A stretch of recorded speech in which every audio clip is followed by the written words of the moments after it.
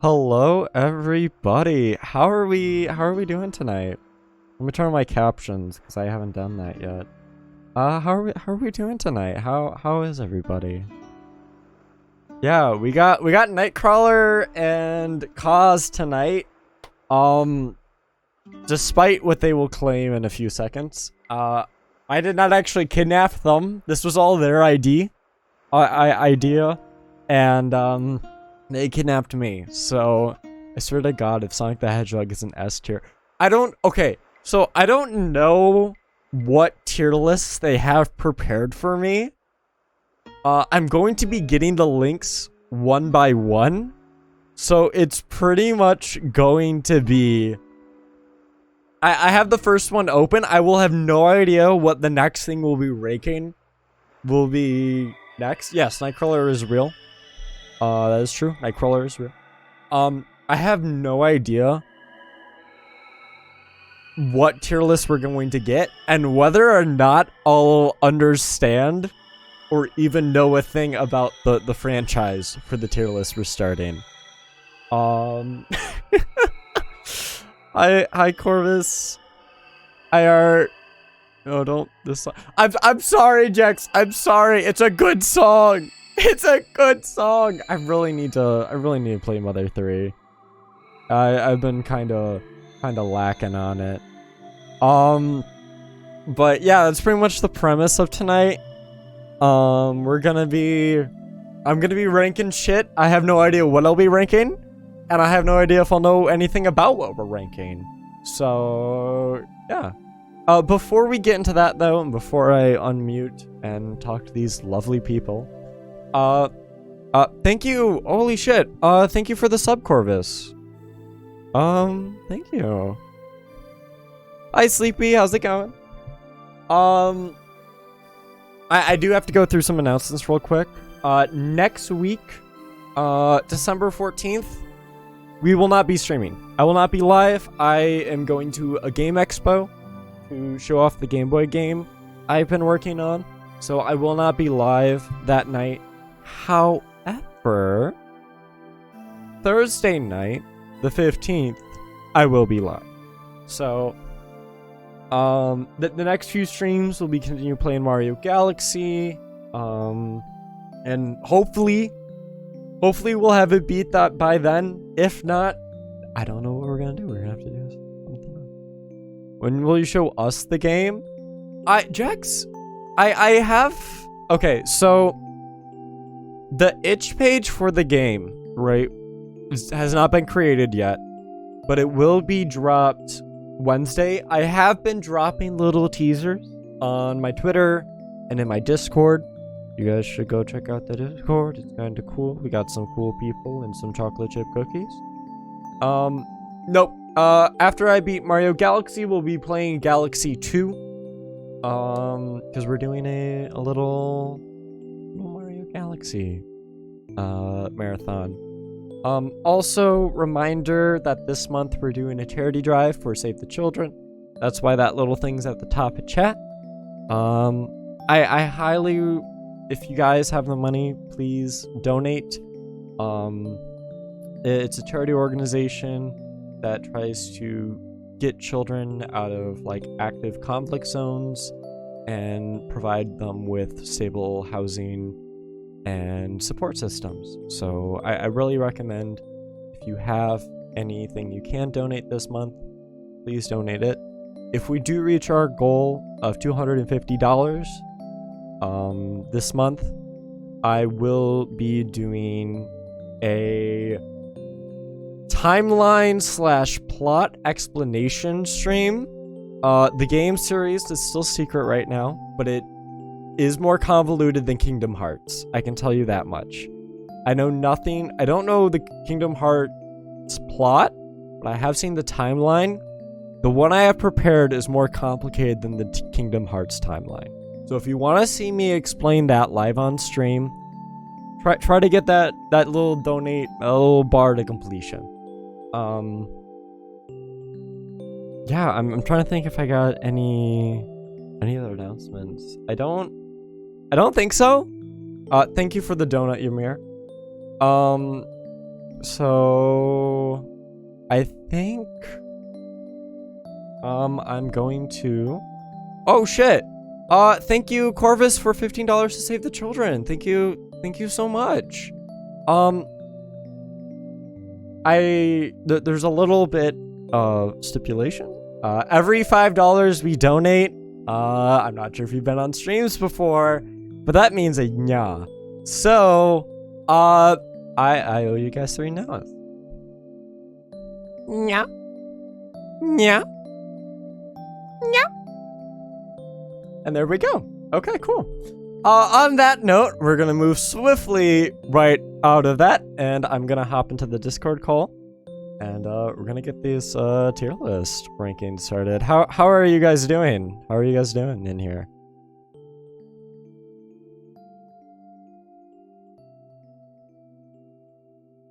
Fair enough.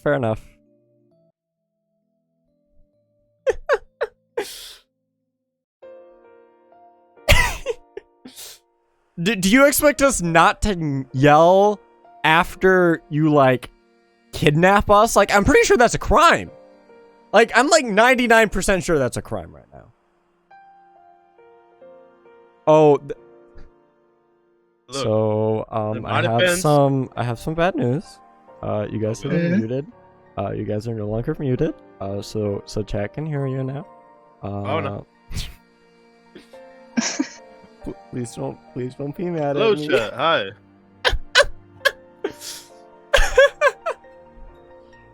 I was brought here against my will. Hello, chat. Well, let's be honest, Cause. Would you have rather it been us or Tim?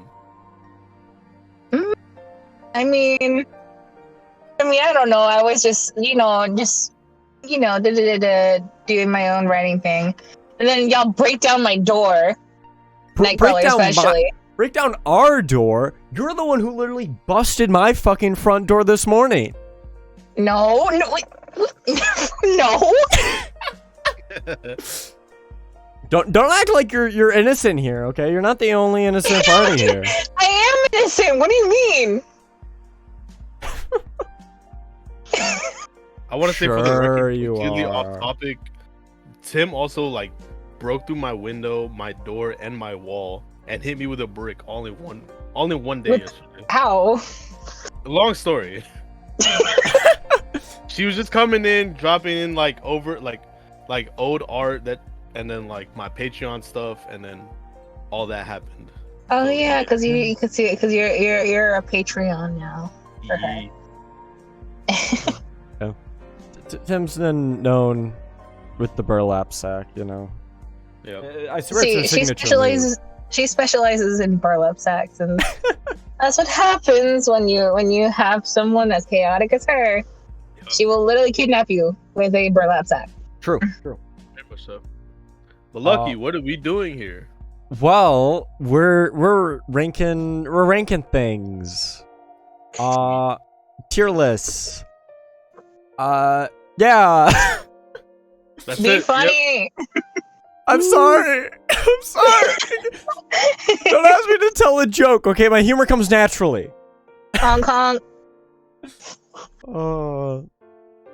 Okay, so first tier list we have up. We have the mainline Pokemon games. I can speak. Pokegon. First things first. I'm going to put Coliseum, Pokemon XD, Let's Go Eevee, and Scarlet and Violet in the have not played categories. Bro, Because I have not played those. Hi, Star. Yeah, Gems, you know, it's kind of hard to hear them every now and again because they're down there. So try giving them a megaphone. You know, I hear that helps. So yeah, that's where we're gonna start with that. Oh, I should also put yellow in have not played, and I'm trying to think if there's any others that I need to put in have not played before we start ranking. the Hoenn games. The Hoenn games? Oh, I have played the Hoenn games. Oh, I Like have, the remaster, like the remasters, or like the original? both. okay, never mind. Good. Yeah. So, where do you want me to start? Where do you want me to start on this list? Oh, I guess start from the beginning. Start from the beginning. Go ahead, streamer. Okay. Show us how it's done. I don't know how it's done. Okay, I just hit go live and then just yell into my microphone. You act like this is prepared or something. So let's go with Very unprofessional. let's go with red and blue to start with. That's I think that's a good start. You know, first gen sets a basis, right? Yep. Red and blue, I'm putting in. I'm gonna put in C tier for now. Nothing. C tier. Yeah, it was a good start, but nothing really special about it. It was pretty buggy too. To revisit. Well, I mean, it is buggy, right? But there's not as many bugs that you can like see without hunting for them. Like there are some like battle system bugs which you kind of just have to deal with. But most of the notorious ones like the Professor Oak battle and the Mew capture, like those sort of things, you have to do a lot of setup to get those to work. So Okay. I'm gonna put red and blue at C tier for now. And I guess we'll move into Gen 2 right after that. Gold and silver I'm gonna put in B tier. Cause it's just Gen 1 but more. So it's basically Gen 1.5. Pretty much, yeah. Thank you for the hydrate. Gen 1 but DLC. Oh my god. Pretty I much. swear. Yeah. Yeah, like it's more Gen 1. I stare at a specific game right now where you have to pay extra DLC to actually make it good. Mm-hmm. We're not there yet. We're not there yet. Sadly not. And we will not be there for a good 8 generation.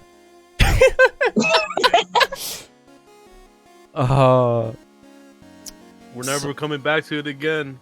We're never coming back to Johto, guys. No. But I like Johto. Johto's pretty good. I think it has one of the best like overall region designs of any Pokemon region.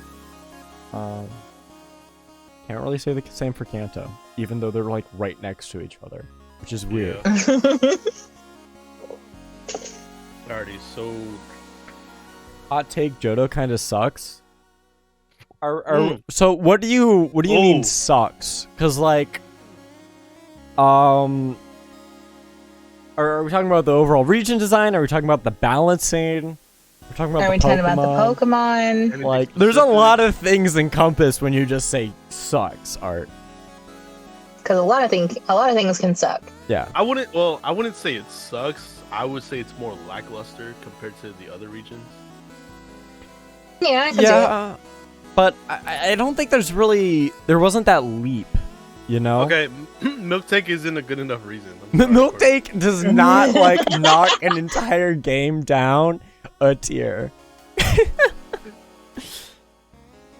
Balancing the level curve, I kind of think a lot of Gens 2 Pokemon kind of blows. I don't view Gen 2 as like a new generation. Again, it's kind of just generation 1.5. Yeah. And I think it has to stick with that because When you watch The Lion King, it's like you have 1 and then you have 1.5. Yeah. 1.5 is what Johto is. yeah. Because it's on the same hardware. It's still a Game Boy. And as someone who's been working with a Game Boy, there's not a lot of things you can do with it. You know, there isn't a lot you can do graphically or mechanically different than what they did in Gen 1. So, speaking of which, Crystal is also B tier. If we had like a B plus tier, I would put it a little bit higher, because I really like the story of Crystal. You can make a B plus. Yeah, I don't want to make a B plus. We can put it above. So lazy. I am So really lazy. I'll put it like this. I'll put, closer to the letters, the better. Above gold and silver. Yeah. Yeah. It was on the Game Boy Color. That was exclusive to the Color, which is its own console and technically makes it a new gen. But it's not. If you look at the hardware, the Game Boy Color literally has all the same sprite restrictions as a Game Boy. Has all the same, power restrictions. Not much has really changed as far as Yeah. there's Yeah, not it's much like that, comparing that a makes big difference. 3DS to a 3DS XL, Mm. That's like saying the 3DS XL is its own console. Or Jesus Christ. or like comparing it from a DS Lite to a DS. That's like saying the Oh DS, my god. like a DS is a better DS Lite. True. I mean, the DS Lite's actually a better DS, but we don't need to have that discussion. Holy shit! Thank you for the $12, Timothy Aaron Caruso. Hi, bitches. I'm bitches. Oh my god. All I have to say is hello, Blue Rat. The blue rat's in chat. The Blue Rat's in chat. Oh god, and that means we've gotten to $50, and I owe you guys 3 more nyas. Let's go. Oh, there it is. Now you have an even 50. Thank you, Tim. Thank you. Fucking balling now. Yeah. Baller. Tim, I'm a big fan. Yeah. I hate this. Why do you hate this? What's so wrong with this, hate Nightcrawler? this. I hate this. Eric, I now know how you feel. So what's so wrong about it, Nightcrawler? Moving on. Okay, moving on. Yeah, Crystal. If Gen 2 was Gen 1.5, Crystal is Gen 1.75. That makes any sense. Math. 0.75, yes. Yeah. Yeah. So, moving on to Gen 3. We gotta start with Ruby and Sapphire. And I think I'm also gonna put those at B tier. Oh boy. Definitely. What do you mean, oh boy? No, I'm just do tell. Okay, well, I like Hoenn as a region. Hoenn has a vibe, and it sticks with it really well. The only issue is, and maybe it's because of my bias, right? Because I played Oras before I played the original Or. Yeah. Well, no, it'd be, I don't know, abbreviation. Yes, or. Alright. Silly. Oras? Yeah, I played Oras before I played Ruby and Sapphire. So I was revisiting Hoenn on the GBA. It's either Oras or Riss. Riss? Would it be Riss? It'd be Riss. Yeah. RNS. RNS, Ruby and Sapphire. Yeah. Yeah, see? Yeah, Riss. Yeah, so I went to the Oris before I went to the Riss. And I don't know, it just didn't feel as memorable. Like, it had a really good region design. But there aren't many locations that I can point to and be like, I remember that. The music? For me, it's memorable because we did Friendlock. Oh yeah, you guys did the Friendlock in Emerald. Yeah. Lucky, I hope you know I'm Lucky, I want you to know I'm laughing the anger away. I mean, if you let it out, rip into my opinions, you know? No, because at the end of the day, this is your tier list. If this were mine, I would be. This would be on a whole different. Oh, tier we know list. for a fact if it was yours, it'd be up here. Okay, well, not Ruby and Sapphire. Like it'd be A. Would you say too much water? No, I would not actually. I think having an even amount of water routes and an even amount of land routes was fine. I'm not IGN, Shit out sadly. of Lucky after this. I mean, okay, there really isn't too much water. Like, well, no, let me rephrase.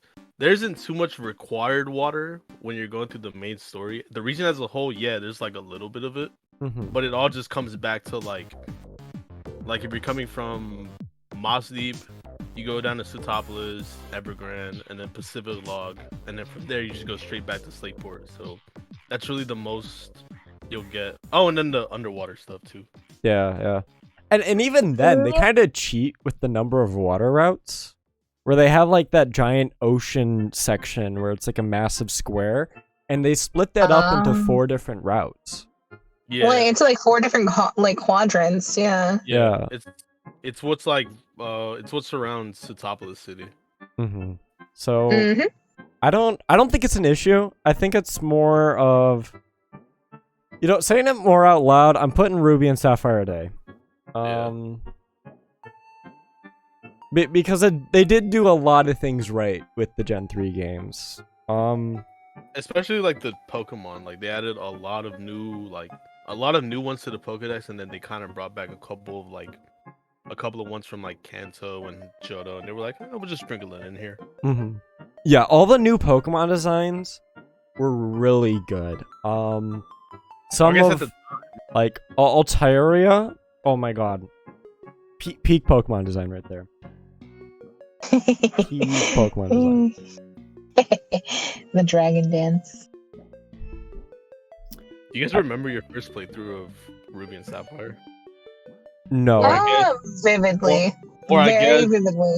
I guess Oras. No, see, I played the original, like, in a way, like a long time ago before I even got like Oras. In a way, I enjoyed it. It was fun. It was different. Probably, I think, one of my first Pokemon experiences, honestly. Yeah. But it was fun. Secret bases, Very though. Pretty memorable. Oh my god. Secret bases were fun, yeah. I'm gonna rank Emerald yeah. so we can at least keep going. Emerald's just Gen 3, but better. So 3.5. Yes.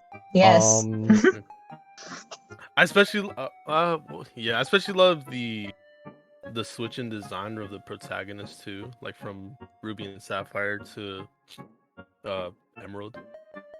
They do have a better, it is a better design, I think. Like, don't get me wrong, I like the red and black, but like sprinkling that bit of green, it was just like, ooh, perfect. It's much better. Yeah. Lucky, who's your favorite champion? Who's my favorite champion?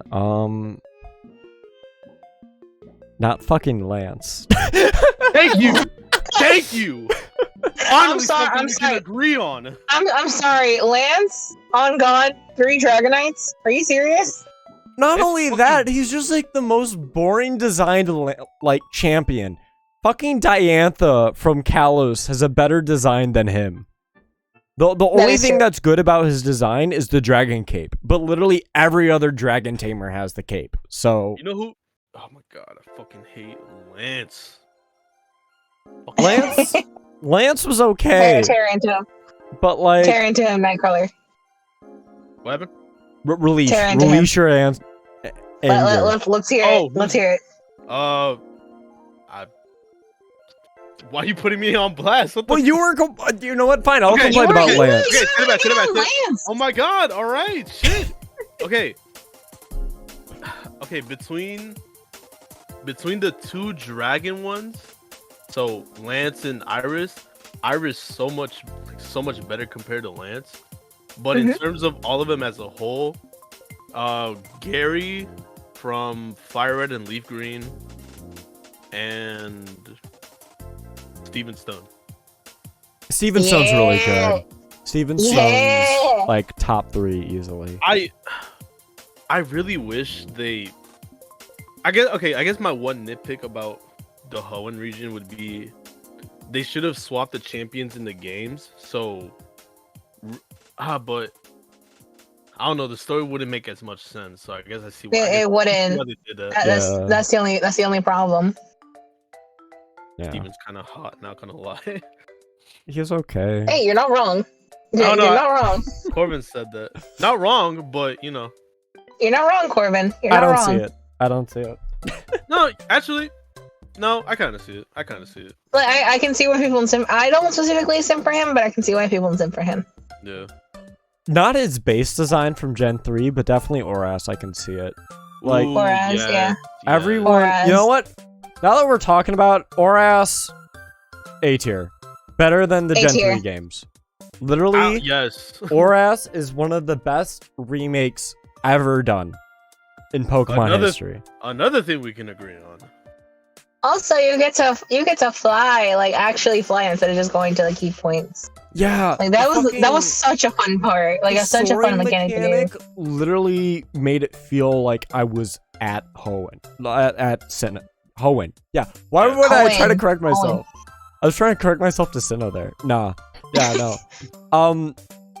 Literally best remake. It brought Gen 3 to Gen 6 using Gen 6 mechanics. It gave every character a glow up with design wise. Like Archie looks like a fucking so forgettable in Gen 3. And then you go to Gen 6 with Oras, and like he actually has a stage presence, and you're like, wow, that's a design I can remember. I'm sorry, it's just a hair twirl.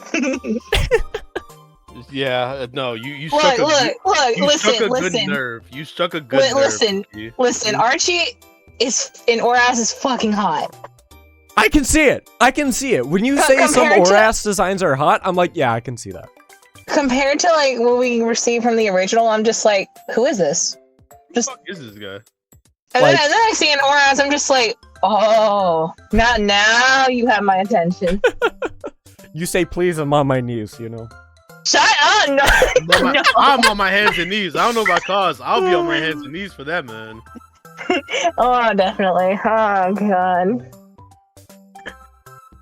You know, literally every design in Oras is amazing, including the fucking Delta episode.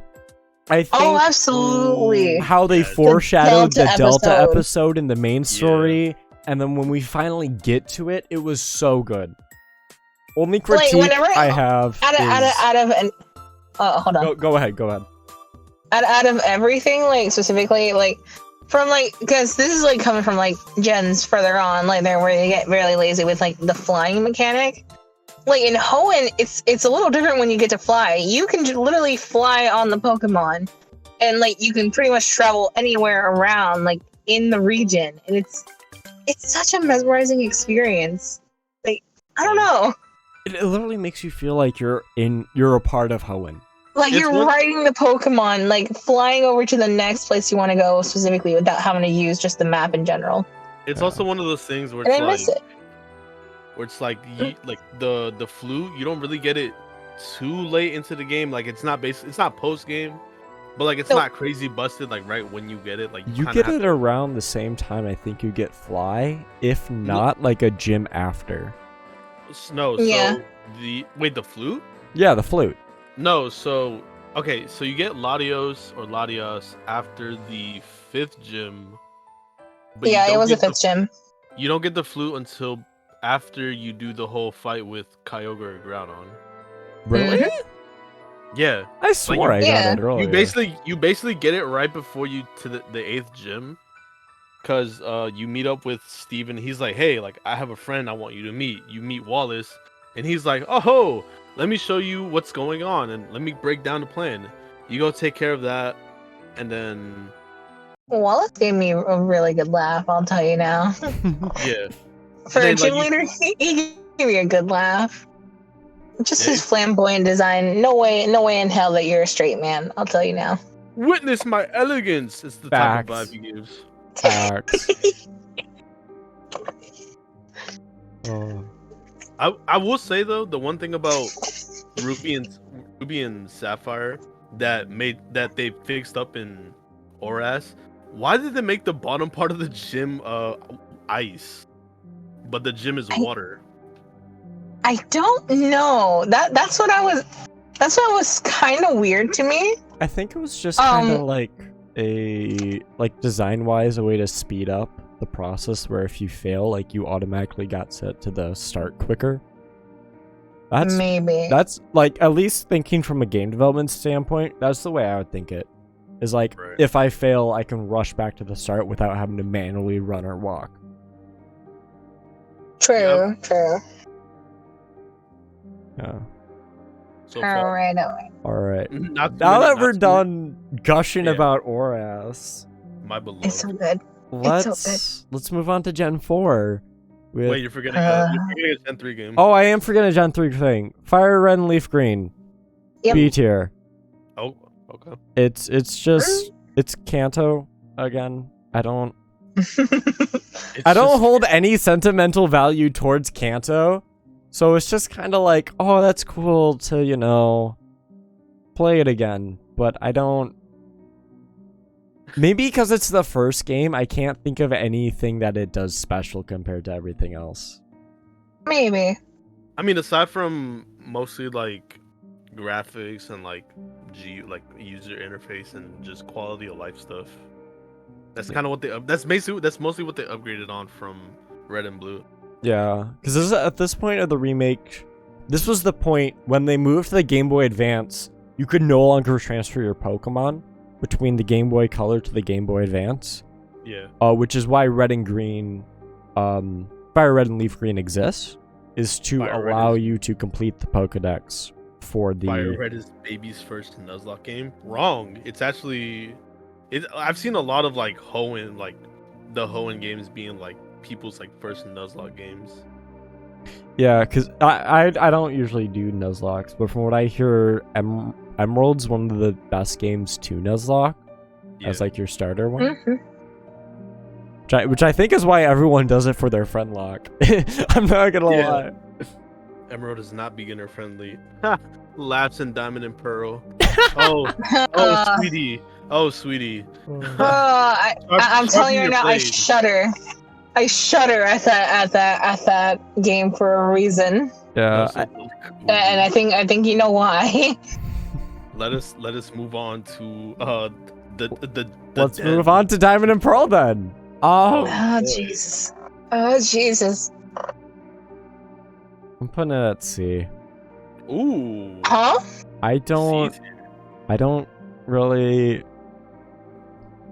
Despite my appearance, right? I don't really have any feelings towards Sinnoh. Like it's an okay foundation.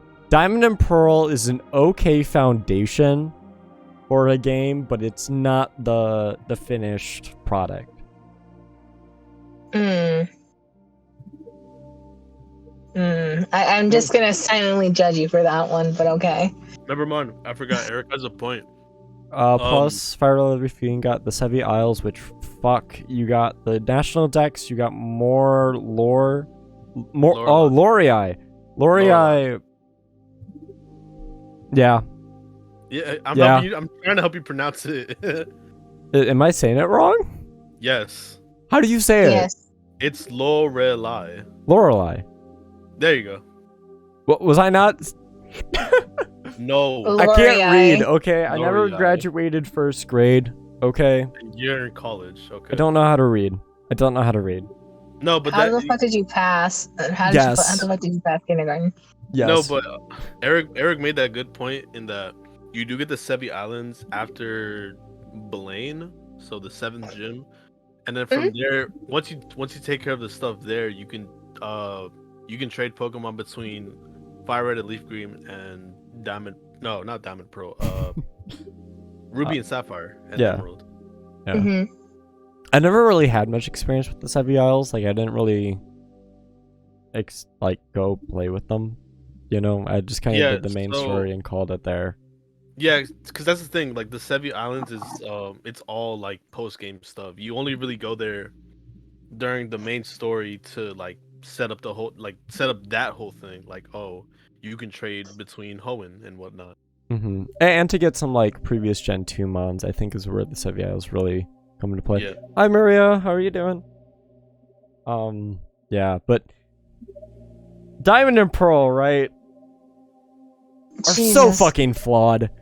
I love Gen 4. Like, Gen 4 was my first generation, right? But there's just so much wrong with it. Like, this is gonna be a problem with all the DS games until we get into Gen 5. Like, all the Gen 4 games are slow as fuck. Like, battle... plot. Oh yeah, that was one thing. That was one thing I definitely didn't enjoy in Gen 4.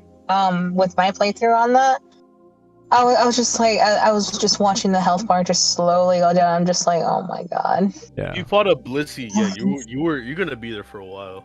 You're gonna be the yeah. If you fought a Bliss, if the first thing you did in the morning was fought a Blissey, by dinner time, the bar. By dinner the bar might be at halfway at that point. Yeah. It will be. Yeah. Like that was one of my main complaints. Is like previous games definitely like slow in terms of like battle mechanic and gameplay. Mm-hmm. Nowadays it's a lot more fast paced, or at least has like a good pace to go with. Yeah, Gen 4 I think was the transition to where they started trying to do more like active and exciting plots. And the battle mechanics were just not there to do that due to how slow they were on the DS initially. And then the surfing on top of that. Yeah. And like the Pokedex, the regional dex for Sinnoh is just bad. Well, it's bad. Okay, not for Sinnoh specific, not for Sinnoh as a whole, but like specifically Diamond and Pearl. Diamond and Pearl, it really fucking blows. 3 fire types. One of them's the starter. Like 2 fire types.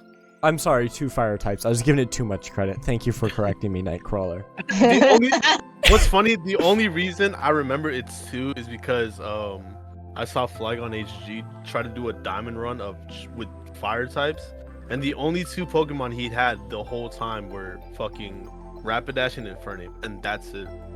Yeah, that's kind of what you're working with, like in terms of like how he made it to Cynthia is beyond me. The type balancing like in that game. I'll tell you, not good. Not good. Like when you have a fire type Elite Four member, right, and only 3 of his Pokemon are fire type, 2 of them are repeated. You got a problem. Why did you think a fire type Elite Four member was a good idea then? So sorry, Maria, but at the same time, ooh, yeah. We're not criticizing Gen 4 as general. We're just saying Diamond and Pearl are trash. It's just those games specifically. We look at Platinum on the other hand. Yeah, if we're talking about Platinum, easy B tier. Platinum had like it was like the improved version of like Diamond and Pearl. If you want to experience Sinnoh, you play Platinum. End of story. I'll tell you right now, but in terms of memorability from that generation, it's definitely there. And it's just like if you hear Cynthia's theme, run. God, no. Cause if you heard it, it's too late. Nah, fuck you, I'm running. Get me out of here. I don't like this. Get me out of here. Yeah. Don't enter any random houses. Exactly. Platinum. There might be a wild Cynthia. Yeah. No. I'll tell you, her team. Back then, it was definitely trouble.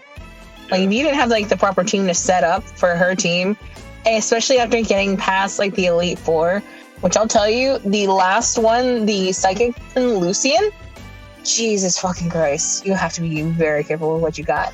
Yeah. Because he is something else, I'll tell you. Especially in Platinum, because that's when they get like all the better Pokemon. Yeah, Oh, yeah, Platinum, absolutely. They get all the best. They get all the better Pokemon, and then on top of that, Flint gets all fire types, like an actual fire type team. Only criticism I have there is they only added enough fire types so that he could have a full team of fire types. No, Yeah. the thing But it's fine. You know. the thing is too. There was also, what was his name? Volkner. Volkner. Volkner. Yeah, in Diamond and Pearl, the only electric types he had were Luxray and Raichu. No. Yeah. I can look this up. No, he had like I think one other Pokemon.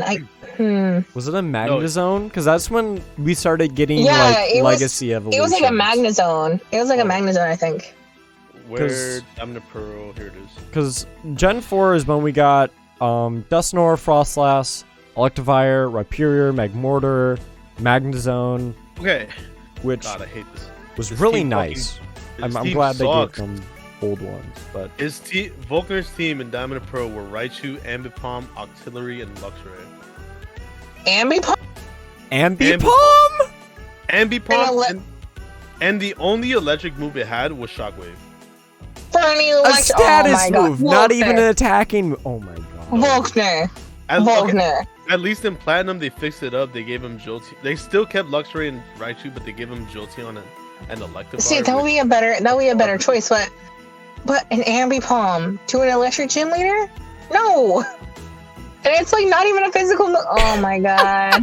Well, who's another one? Who's another? Like, oh, Aaron from the same league. Like, well. Oh yeah, the bug types. the bug guy. Yeah, Oh, the bug guy? yeah. His team sucked. Like, it was all bug types, but it sucked. Duckstocks, Beautifly, Vespiquen, Heracross. There was one that was not a bug, a Drapion. It was Poison It was Dart. a poison dart type. I would count that as a bug type though. Like it's I would technically consider it not bug. bug type, but it's close enough to where I would allow it. Yeah. Like Yeah. his team in Platinum is better. They swapped out the Dustox and Beautifly for Mega and Scizor. Yeah, that's way better. So like that was a bit more of a challenge. Yeah. You know what? I'm putting Platinum in A tier. Platinum's A tier, and I'm moving Emerald and Ruby. I'm leaving Emerald up at A tier, but I'm Wrong one. shush. But I'm bringing Ruby down. Ruby and Sapphire. Ouch. Yeah. Like, I didn't think it was possible to jump 2 tiers with a remake, but Platinum literally, if there was a pain point in Sinnoh, it pretty much fixed it. Oh, and then Yeah, Platinum like fixed up a lot of like issues I saw with like Diamond and Pearl. yeah. I'm just like I appreciate like what they could do at least for a new installment, Mhm. or to like the same region, but at least something that can definitely like actually give it more of a feel. Like Diamond and Pearl, while I personally think it's a good game with like flaws, I felt like it could have been done better. And Platinum just delivered that for me. Yeah. They kind of realized their fuck up. They were like, "Oh, whoops, my bad." Wait, So we were it supposed felt to make incomplete. a good game here? Okay, hold on. Let's fix that real quick. I mean, Diamond Do I and wanna Pearl use- are mediocre to me. do I want to give him the benefit of the doubt though? Well, me personally, I do kind of want to give him benefit of the doubt and say this was their first Pokemon game for the DS. Yeah. But when you've had what? Well, this was their generations first worth of time- hits? This was their first time using 3D models. Like, the overworld is now 3D at this point. Limited 3D. Yeah. might I Yeah. add. Yeah, it's supposed at this point with Diamond and Pearl and Gen 4, the overworld's 3D, but it's supposed to still look tile based, which is a weird Yeah, I aesthetic, think- but they pulled I it think off it's just a pretty play well. test. I think it's just like sort of like a. It's like they're putting like a foot like in the water, like to test the waters just in a bit, and well, it kind of like fell off with Diamond and Pearl, but they fixed that up with Platinum, and they fixed up like all the issues, well, at least most of them. Mhm. to at least sort of like condense the glaring issues that Diamond and Pearl had. Yeah. Okay, never mind. They're okay. I was about to criticize the rest of the Elite Four because I was just like, I'm in the mood to criticize. I'm like, no, their teams aren't too bad in Diamond and Pearl. Yeah. I'm putting Their Heart teams Gold aren't and too Soul bad. Silver at S tier. Like that's Lucian's worst. Oh, absolutely. Lucian's worst Pokemon is Girafarig in Diamond and Pearl, and Yeah. then Bertha had a Sudowoodo, but Mhm. then yeah, like they switched that up, so it's not even like all that serious. Yeah. I'm putting Heart Gold Soul Silver at S tier. Literally, Okay. I think Johto fits the slower battle system they had for Gen 4. Yep. It's a lot more of a relaxing game, a lot more where you kind of just get engrossed with the region, and there isn't like the end of the world happening. Yeah. So the active, you don't need that fast-paced battle system. Not to mention the follow Pokemon, literally the uplift they gave to every fucking gym leader, every fucking character is better than their GBC counterpart. Best remake, one of the best games. Hold on, were their teams? I'm trying to think. Were their teams better in? Their team, I don't think their teams really changed that much. If they changed at all, it was mostly an issue with their trainer design and the gym okay. design. Yeah. Okay. Because like yeah. Okay. Yeah. Never mind. Yeah, Their gym did suck. I think every gym got a facelift except Whitney's. Whitney's the only gym I think that didn't get any changes made to it. It didn't, but when you think about it, like she's literally a normal type gym, so not changing it too much kind of fit it well. Mm-hmm. So like if you had like actually changed it a lot, or if they had changed it a lot, then they'd be like, "Yo, what is this?" Yeah. S tier, I think we can all agree. Oh, and then the Poketch, or the Poke Walker on top of that. The Pokewalker. Oh my god, I still have my Mhm. childhood That shit. Pokewalker. I missed that so much.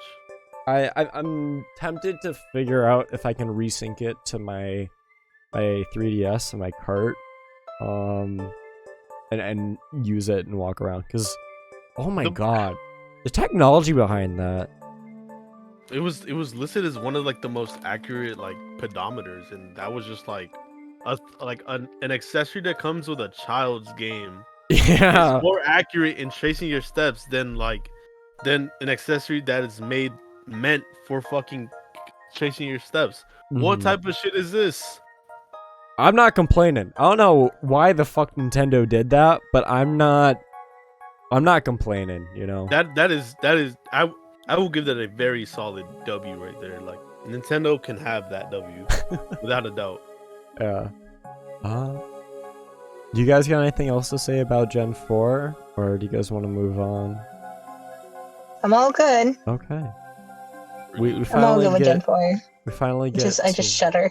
to- Cynthia was a pain, and I just. Well, you know, in the next game we're talking about, Cynthia's also there. Pokemon Yeah, I Black and know. Pokemon White. Easy I know. A tier game. I experienced it. I was just like, Whoa.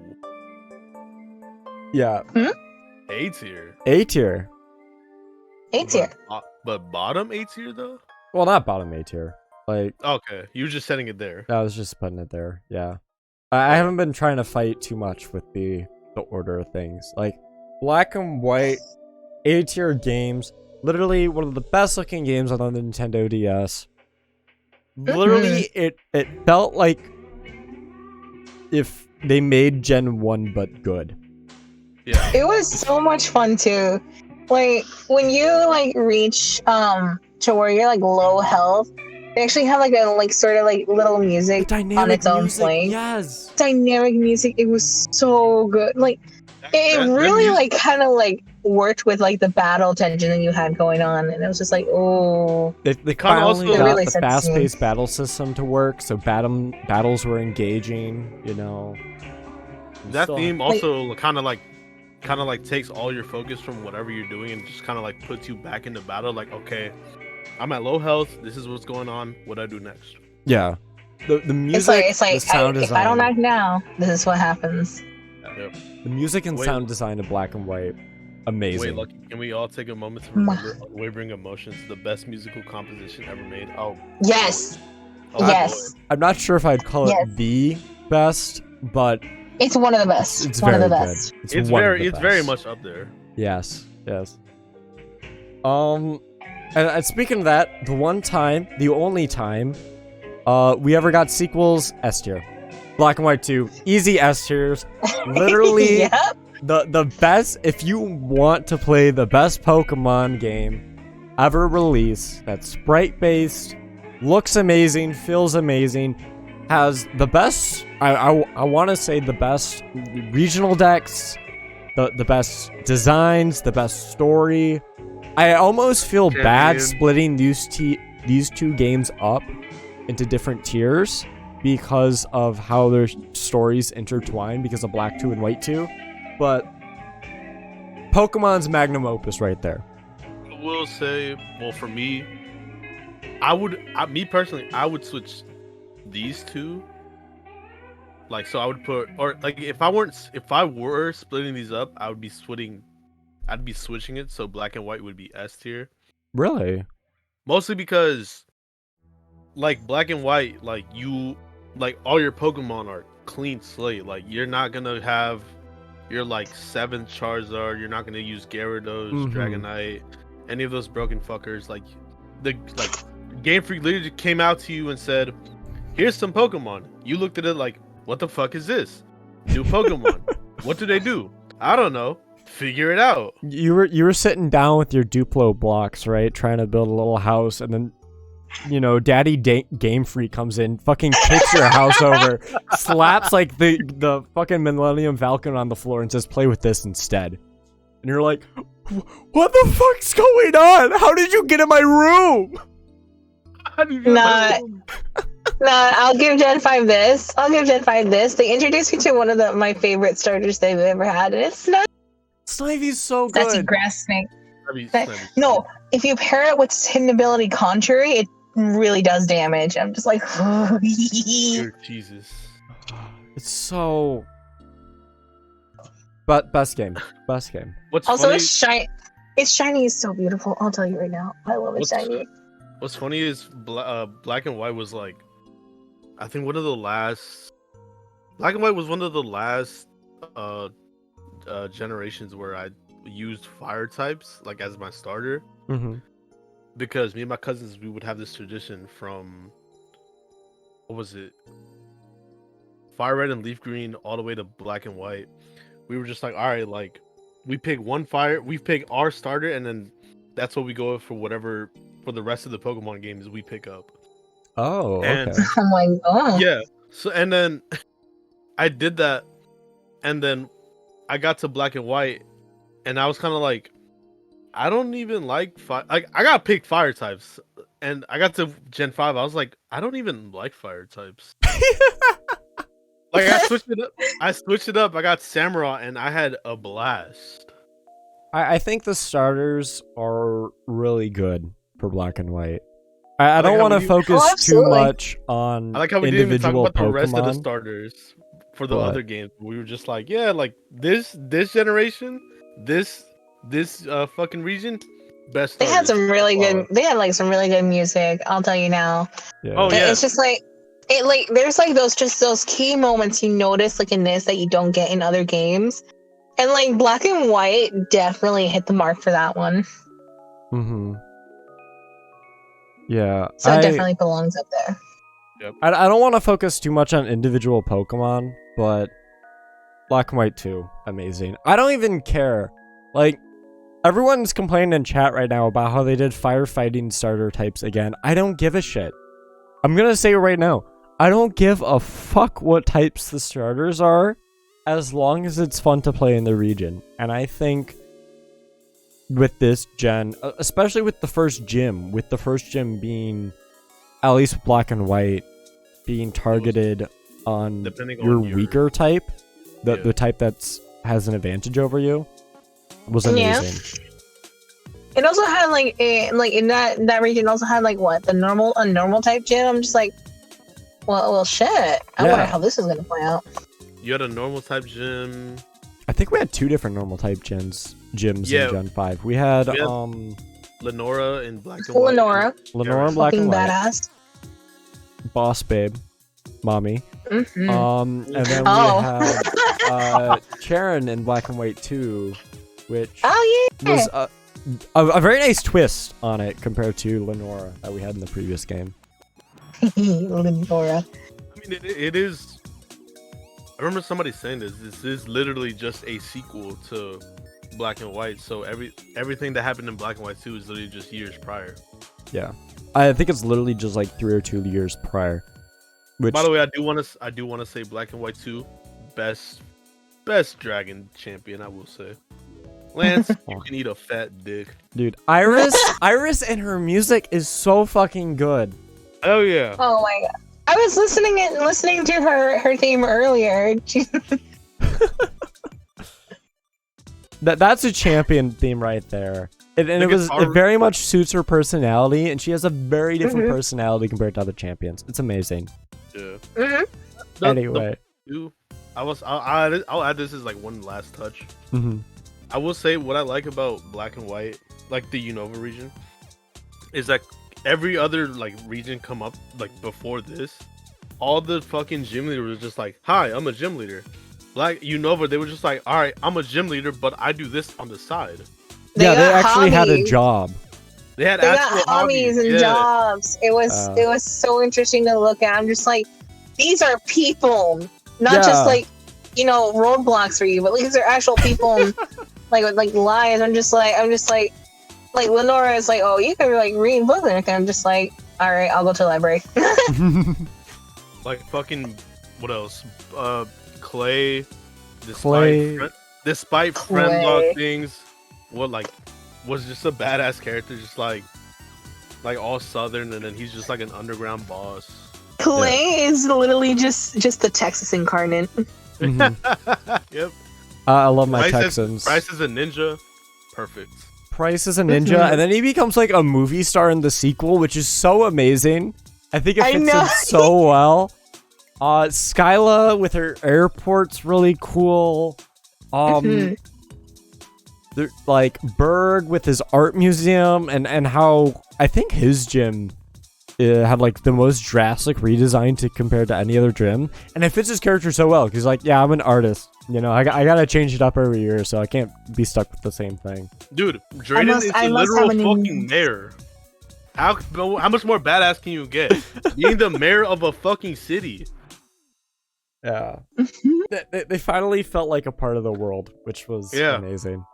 Anyway, we gotta move on. We gotta move on from Gen 5, or we're never gonna get to another tier list. We're never gonna shut up about it. All right. Kalos, Pokemon X and Y. All right. Hold on. Before we go there. Okay, I'm holding.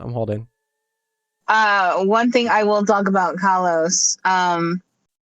I enjoyed some of the Pokemon they have, but we're not going to go about that. In terms of the game, however, the EXP distribution. Oh my god, yes. Yeah. Oh, that was rough. That was a lifesaver. I'm putting it at C. I'm putting X and Y at C. I would agree. I would agree. It kind of hurts me to say it because I feel like Kalos. I kind of want to give it a pass because it's Game Freak's first, real 3D Pokemon game. But Kalos is great. Kalos is great. It also introduced the introduction of Mega Evolution. Yeah. And that was definitely a sort of new step for everyone, especially because I'm just have already gotten to know these particular Pokemon, but now they have new forms that you can achieve with a specific item with the introduction of Kalos. Yeah. And I'm just okay, so this could definitely thinking it from a casual and competitive point of view, it can definitely sort of work for the battles depending on what you do. And there are some particular Pokemon who can definitely like sort of like change in terms of like their type as well. Mm-hmm. Like Altaria. Altaria becoming When it a becomes dragon Mega. fairy. Oh my god. Love Okay, it. I'll say this. So, Mega Evolution, the best mechanic to have ever been brought. Mm-hmm. Mhm. So their first selection that they chose though was pretty questionable. Not the best, yeah. Okay, I can get behind the Kanto starters, though Charizard shouldn't have gotten two. The I can Gen get 6 behind- starters needed a Mega. Am can- I the only one that feel like they got robbed? You have the starters. They needed Okay. They needed a Mega. They did. And because of that, I have to agree with Hasuku. With like the main points, like the map, pretty good. That's a really great map, especially the eastern side. I think is amazing. The inspiration of like Paris in a way. It was Yeah. of like France in general. It was just like, ooh. I hate the Ooh. French, you know. That needs to be on the record, but they pulled through on this one. They have one of the Okay. best regions. Like I can get behind like I was saying, I can get behind the Kanto starters, though again, don't know why they gave Charizard 2. I can Mhm. get behind Gengar. I can Well, get they also give behind... Mewtwo too, which was weird. They gave Oh, they Mewtwo also- again, I don't know why. But then like I start looking at some, I'm just like, okay, like I understand Aggron. Why did you take away Rock though? Mm-hmm. It's just like, but why though? Yeah, literally, I'm just looking at it like, but why? This generation. Oh, thank you for the follow. Oh my god, I can't read that. Hold on. Zen the Wolf 99, thank you for the follow. Welcome to the Lighthouse. Son, Oh shit, it's Zen. Hi Zen. son, oh boy. X and Y reminds me a lot of Sinnoh. And I mean like Diamond and Pearl Sinnoh. Yeah. Oh yeah. Where yeah. you have an amazing base for a region. It's kind of lackluster. It needed a third version. Which is what we got robbed of, like after. Pokemon Z. I would like it was always just up in the air, but it never happened. There's like- actually in the game data, there is memory space in the like transfers because when you transfer a Pokemon game, right? It remembers which game that it came from, and they have to outline that from the start of that generation, right?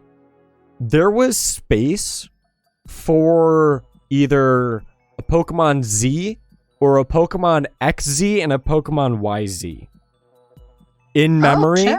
for the games, but they never got made Ooh. or released. I don't know if they got made, but they never got it released. I don't think they did get made because I know somebody would have made like a really big announcement about it, like, hey, like there's this about like a sister game for X and Y. Mm-hmm. All I know, all that's confirmed is that there's space made for them, and that space, due to the legacy system, still carries on into Pokemon Bank and Pokemon Home. ISNK. So there's still space for like I personally would have assumed they would have done something like Pokemon XZ, Pokemon YZ, because they gave 2 version slots for it. Like it was called Kalos 2, and there's 2 different version slots for it. Yeah. So I mean, we're getting into speculation, but they definitely needed a third version or sequels or just something, and they never got it. okay. I will say, regardless though, yeah, I will say we've kind of transitioned perfectly into the nitpicking. Team Flare, kind of a garbage team.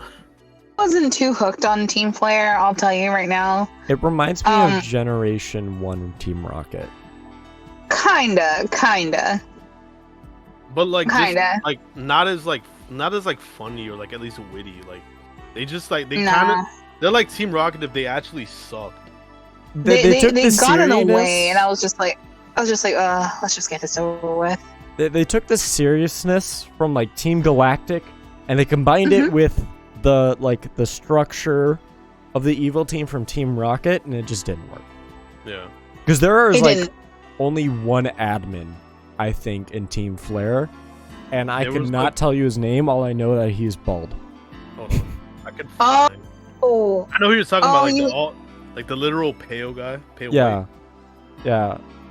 And the only reason why I remember him is because he presents you with a button choice at like whether or not they're gonna launch the ultimate weapon.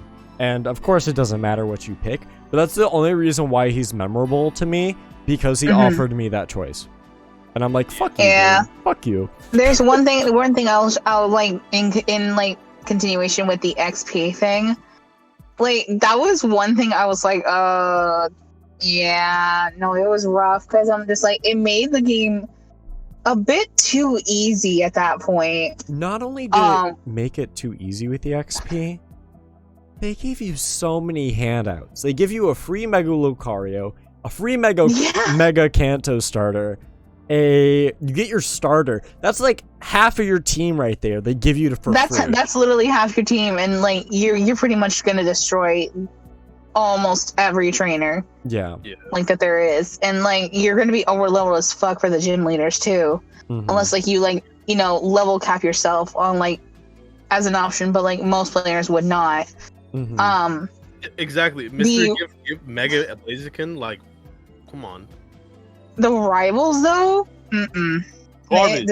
it was a big no. I can see It what was a they were big trying no. to do there, and they did not execute it. You get a free Lapras They did too? not- Oh my god. I forgot about the free Lapras. Yeah. What the fuck? They did not execute. Like I know what they were trying to do, but they did not execute like rivals all that well. They were trying to do like- Bianca and Charon again, but with more Like, characters. too many. This was worse. And you can't do that, you know? They had a No. dynamic there.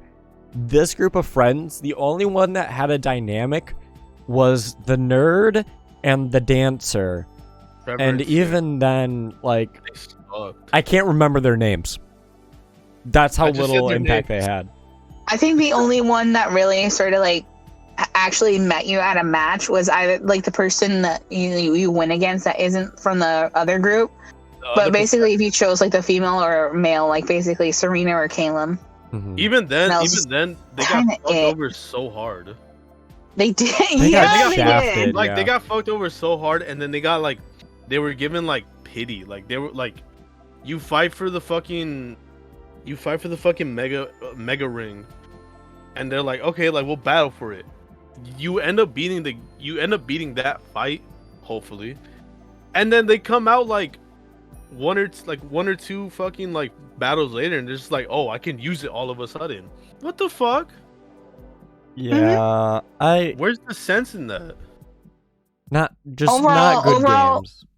Overall, the game was okay. It was okay. It's but mediocre. highly They were- highly underwhelming, especially Yeah. like for the new mechanic introduction.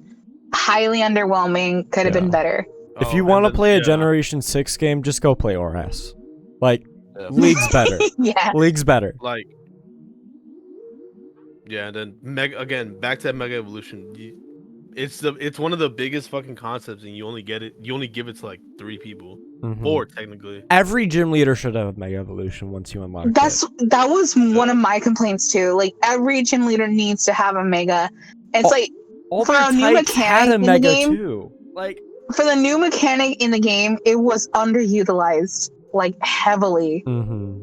Like especially because I'm just like, if like say every like gym leader had at least one mega ace in that way, that it could be a formidable like battle. Yeah. But overall, like especially for a new introduction to the mechanic, like it could have worked a lot better for at least some of the trainers that you could give it to. I think Other than that, Yeah, SNK brings up a good no. point.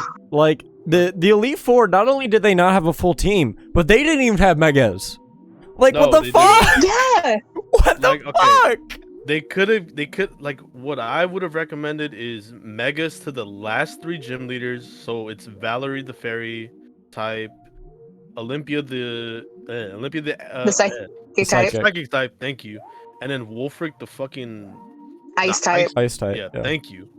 And then you have Wolfric Malva, has- aka Yeah. Mommy. You have Cybold, Wigstrom, Drasna, and then Diantha. That would have been 5. That would have 8. been That would have been 8 people. That would have been 8. Yep. in just like the last few hurdles of the league, and then Lysander, and then you yourself. That's 11 people. Yeah, because Karina already has like the Mega Lucario.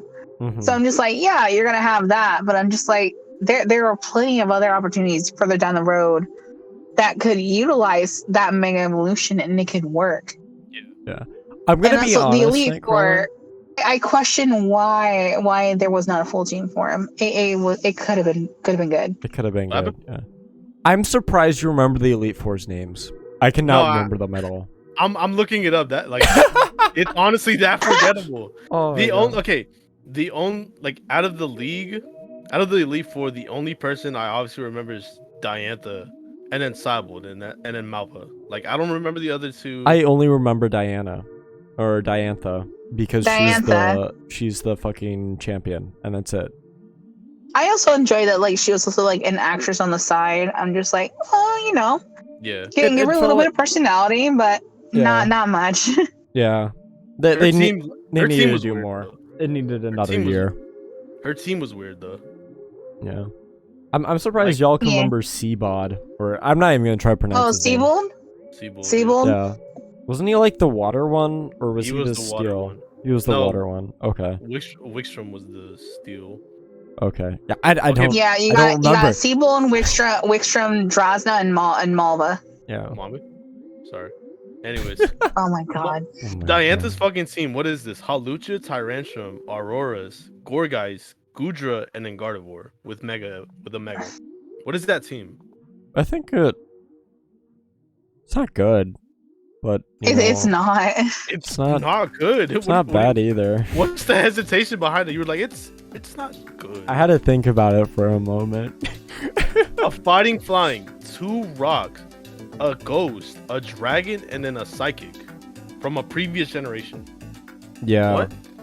Well, I psychic think the is- psychic's fine because it's her mega, which is really weird that her ace isn't something from her region, but that's weird. Yeah. Can we time skip to Crimblow? I don't know what Crimblow is. Who? I don't know. I'm reading I don't chat. Gen 6 Pokemon barely got any megas until Oras came out, and then Oras was like, okay, here's some megas. Well, okay. Yeah, Oras actually introduced a lot more megas. In that way. I think their megas were better compared to Kalos. Mhm. Like Not obviously- saying something. They used them. obviously- That's the thing. They actually used the megas in Oras. Yeah. Like, each of the evil team had their own megas. The champion had their own megas. All the Elite Four had their own megas. The You can use gym the leaders, I think, contest. is the only critique where I had that they didn't have megas. But even then. Like okay, in compared to Kalos, in Oras you had Beedrill, Pidgeot, Slowbro, Steelix. The other 2 starters, Stabilize, Sharpedo, Camera, Altaria, Glalie, Salamence, Metagross, Rayquaza, Lopunny, Gallade, Audino, and Deancity. Those are far better compared to Like the fucking picks they had for 6. Yeah. and their designs are a whole lot better. Like what the fuck is fucking Manetrix design? What's up with fucking Mawile? I like Mawiles. They had a Literal very fucking thing where they memory. just made It- something bigger, and at least with the first set of megas, that was kind of their thing. Yeah. Big. Big. Yeah. All right. That's literally just big. Alright. Moving on to Yeah. Gen 7 with Pokemon Sun and Moon. I'm going to bed now. Fuck that. Ugh. Funny you should mention that. Pokemon Sun and Moon, I'm putting in C tier also. This is where I started to have to force myself to actually finish the games. Don't get me wrong, region design I think is really good, but it didn't really have a distinct style. It was definitely like a big, like, sort of like turn compared to like what we just received from the previous gen. Yeah. Okay, SNK, I'm so sorry, but I'm about to tear through these fucking regions.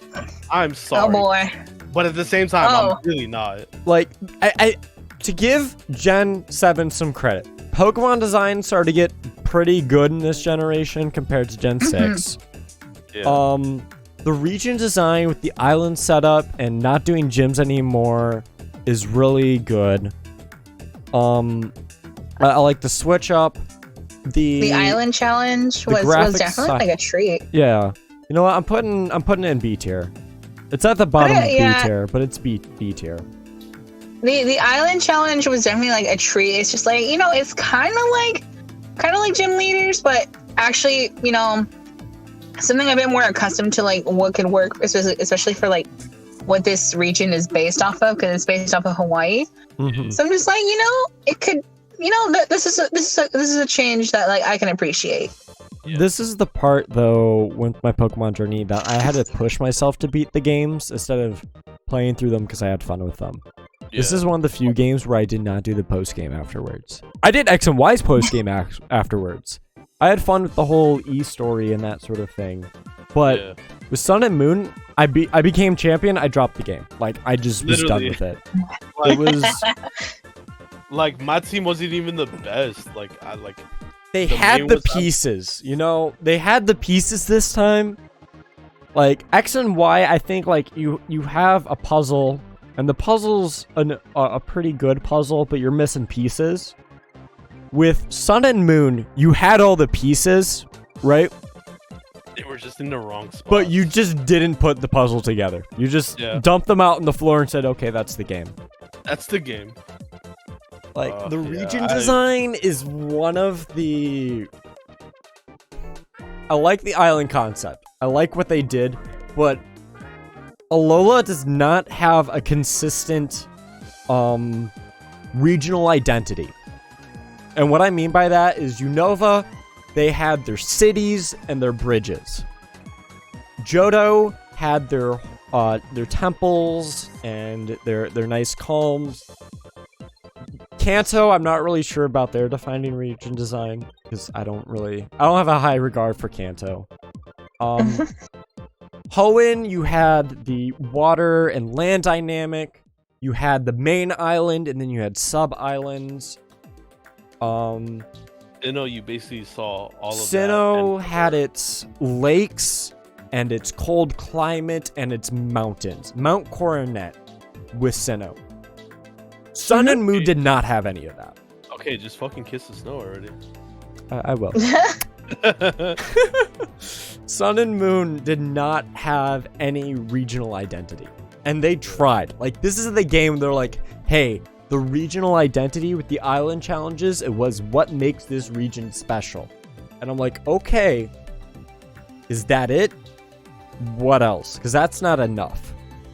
Okay, SK does bring up a point in the fact that it's like the only region that like actually has culture. I don't think like, you can say that. I disagree. I mean, okay, to be fair, you can say that it has culture, but you can only really say it for so long before other people are like, okay, what does it have outside of culture? I think the culture of the first island is the only one that you can say that has culture. You can argue it for the second island, but once you get to island 3 and 4, I can't tell you a single thing about them. They're that forgettable. Like, I can only tell you about the first one and then like the first part of the second. Outside of that, I'm just like, what is this? Yeah. And to bring up the Ultra games, I'm putting them in C tier. They are the better versions of Generation 7 if you want to play Gen 7. Yeah. But the fact that they came out a fucking year later with no major story changes. The only difference was now we have Ultra Beast a part of the plot and Necrozma. No, take that back. No, there was some story. There was Ultra Beast. Okay. There was Ultra Beast already introduced in Sun and Moon. Like, there were, I guess, in a way, the aliens to everything else. Mm-hmm. Other than that, between Sun and Moon and its counterpart, Ultra Sun and Moon, there were a few story changes, at least from what I gathered and what I went and played through both of them. There was the Ultra Recon Squad, but they did nothing. aside from the Ultra Recon Squad, they existed. That was it. Yeah. Gen 7 makes me want to stab a guy, with Ultra Sun and Ultra Moon making me want to stab another. Oh my god, Eric. Jesus. However, However, wrong. like with whatchamacallit, with Ultra Sun? what I'm trying to think. Okay. Like between like fighting against like Lusamine, because you were fighting Lusamine because her entire arc was just Ultra Beast this and all that, and well, it's there. Mm-hmm. It was one of the weaker things that I got from antagonist perspectives and like their motivations. Yeah. Then I see Ultra Sun and Moon, and I'm just like, okay, we have this threat, and now we have this new Pokemon that's pretty much in a way like the like sort of like the equal to X, Y, and Z in a way, where it's like the Sun Pokemon, the Moon Pokemon, and the one in the middle, which is the Blinding Light. Yeah. aka Necrozma. Yeah. Then it just came and introduced like a whole new sort of variant and like a new world to kind of get us more adapted into the ultra wormholes and all that. Like thus giving us a new place where the Recon Squad was at to face Necrozma on its own. And I'll tell you now, Necrozma broken from the start. Yeah, that was a final boss Pokemon I don't think you were ever supposed to catch. Like, No. This is the one of the Absolutely games not. where I'm like, okay, they designed a Pokemon that's supposed to be like a final boss of a traditional JRPG. I am not supposed to catch this. The fact that I can catch this, it has issues, you know? Like either you start off the battle with a tank or start it off with a Mimikyu. Because Mimikyu has the ability disguise, and it literally can help, like, at least like help you out, and it's like very troubling. I'm just like, that's disappointing. Yeah. Gee, Lucky. I wonder what Cosmic started off with. I did. Fuck you. Mimikyu is my baby, and I will take it over Pikachu. Thank you very much. Fair enough. All right, you can Mimikyu is a argue with better them design. about that. I'll be right back. But Okay. yeah, no, it's just they don't do enough to warrant to be sequels. Not even sequels. They're remakes of a game that just got released. That was literally my thought. Like when I was talking to like years ago with a friend, I was just like, I'm not hooked on these sequels. Like it doesn't capture me like in general. I'm just like, aren't these just kind of the same game but like with a bit more added to it? This felt like the Sun and Moon games we were supposed to release. Kinda, yeah. And then they had the introduction to like in that fourth island, where it's just like, oh, there's like this sort of Kanto gym leader area. I'm just like, I hate that. Oh my god. That's so out of place. To comment on your highlighted message, Devastator, that's really cool. You got lucky. That's all I gotta say. What or you had a they fairy say? type. They beat Ultra Necrozma first try without taking any damage. Either you were Holy bullshitting shit. me, or you had a fairy type. No, I'll tell you right now, like either you trained up for it or you because like by the time you fight Necrozma, he's double the levels you would have at that point. Same like at game, least 20 but with over. a bit more. So They've been doing that since Crystal. You just were saying that you wanted a Pokemon Z. There's a difference between games that warrant a third version or a sequel, and there was at least breathing room between those. Because between Platinum, we had Heart Gold, Soul Silver. We didn't get anything between Gen 2, but we got enough. There was enough time for us to breathe between those. Same thing with Black and White and Black and White 2. You know, we had 3 years we were waiting for games. This was like a year away.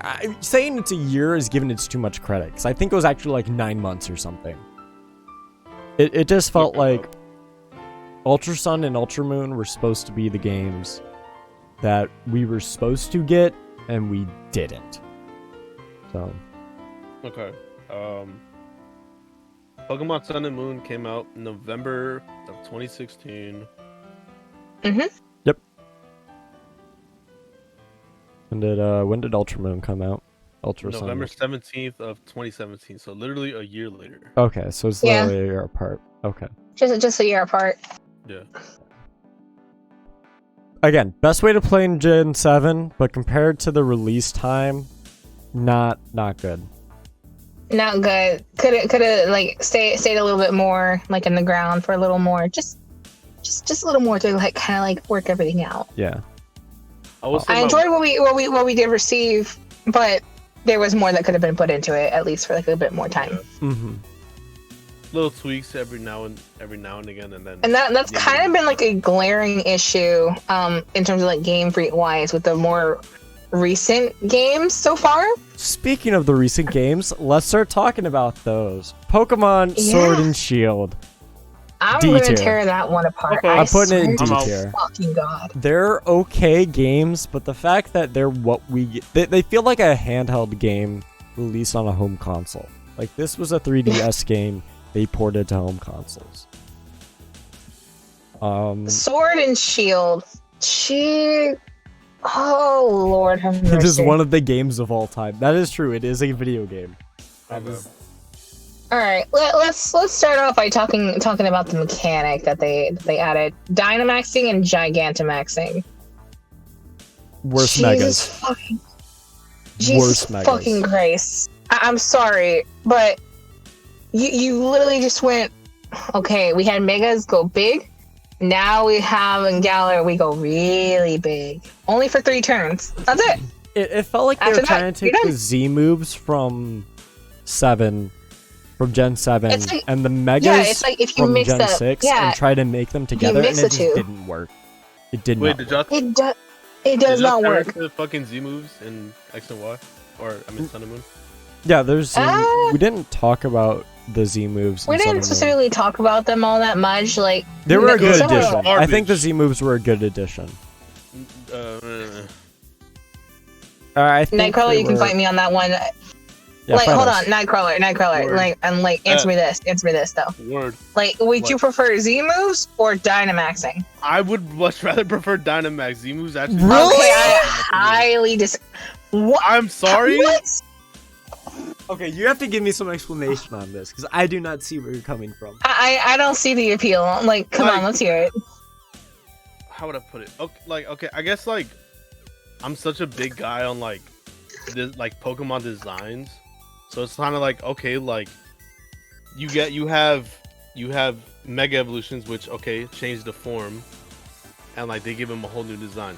You have Gigantamax, kind of the same thing, make them bigger, but you excuse me, like you give them like some of them you give them a whole new design, like. You kind of had to get DLC for it, but like, if you can ship in that extra money, it's a pretty solid design. Where was the design in Z Move? What the fuck? Like, why? It like some special effects for your move? What type of bullshit is that? Well, I don't think you can say that. It's kind of, I don't know. Z moves I think were good, especially with the specialty Z moves that we got. They're definitely better than they were- Gigantamaxing and Dynamax. They're better. They're like in a way they're better. Like I guess they're kind of like in a way like a type move power boost, Yeah, which is kind of like the same as like Mega. But you can also make that same argument for pretty much Gigantamaxing at that point, but you get one special move. But for that one specifically, I'm just like, it does tie into overall like the entire theme and like culture that comes with the game and the generation. Dynamaxing does not. also, Gem, season your raw men. You need to season your raw men. Anyway, Nightcrawler, you were saying. No, Corvin's brings up a good point. Z move sucks because it doesn't give you options to use your other moves either. So it's kind of like, What do you mean? You have the option to use a Z move or not. You can play through the entire game without using a Z move. And they don't affect the flow of battle that much. It's like having a 5th move on you. or sure, I guess. Or not even that. Technically, it could be a 6th move depending on if you have a special Z crystal. Like with the starters, That is true. I have to give Gen 7 that credit. They at least gave the starters some specialty. They did not do that in Gen 6. Plus, like, it also varies depending on like what kind of like moves that you have set on your Pokemon. So like you can kind of determine where to go from there. Mm-hmm. Dynamaxing, you're pretty much just using every single like new sort of like move that you get for 3 turns only. And you're once you Dynamax, you're locked into using Dynamax moves. You can't use your own moves. And like some of your moves that you have like in your move set, in your move pool, could weigh in a lot better than say if you Dynamax. And sometimes Dynamaxing doesn't always like help the overall like game. Yeah. In that way, yeah. Oh, like every gym leader has had it. Has at least a Dynamax. Like I think 2, 4 maybe have Gigantamaxing. If we're going gym leaders alone, but other than that, it was not good. Lucky just quietly with the okay, this goes here and next game. Yeah, we don't need to talk about that. Only plus I can give to BDSP is that it was made in Unity, which allows easy modding. That's it. Oh, it's easier to fix their game with BDSP than the other ones. I played BDSP. I want my money back. I want my money back. Moving on. Because we need to get to other tier lists. We're still on the first tier list, and it's been like an hour and a half. So we had a lot to say. I will tear into Sword and Shield later off stream if I have to. I swear to God. Make your own video essay about it. I'd love to hear. I will. Do it. So much I gotta say about that. I swear.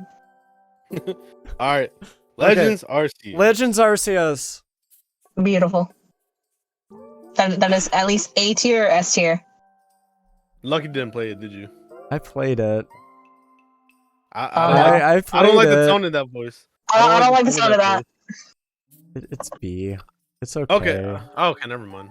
It's like a mid B. I didn't. Wait. Why? I don't know. I didn't really. Did you beat the game?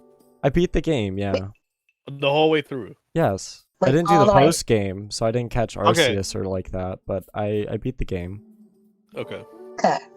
It was okay. I don't really have much to say about it. It very much. I just felt like there was maybe too much to do, and I kind of got overwhelmed. So I just it was okay. It was an okay open zone game. I think I will say it was a nice kind of like. It was a really nice kind of like switch from like your standard Pokemon game where it's like, oh, you have to follow it linearly. It's like the game just kind of okay, like you can do this linearly. Like it's like it's like an open world.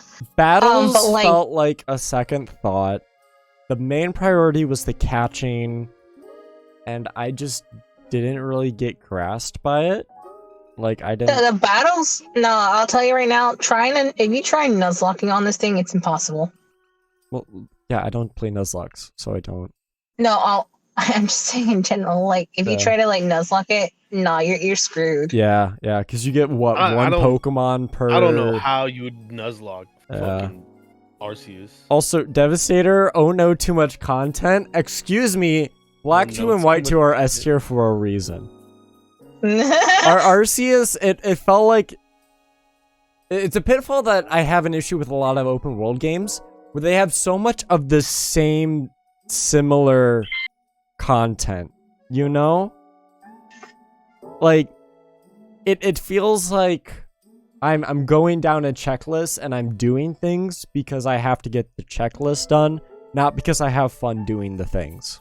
I guess that is like one gripe about Arceus. Like if they weren't so like focus heavy on like the missions and they kind of carried it out like as if you were like kind of more like a normal Pokemon game, it would have been like you would probably rank it so much higher because it's like, okay, like here's this mission, go do this.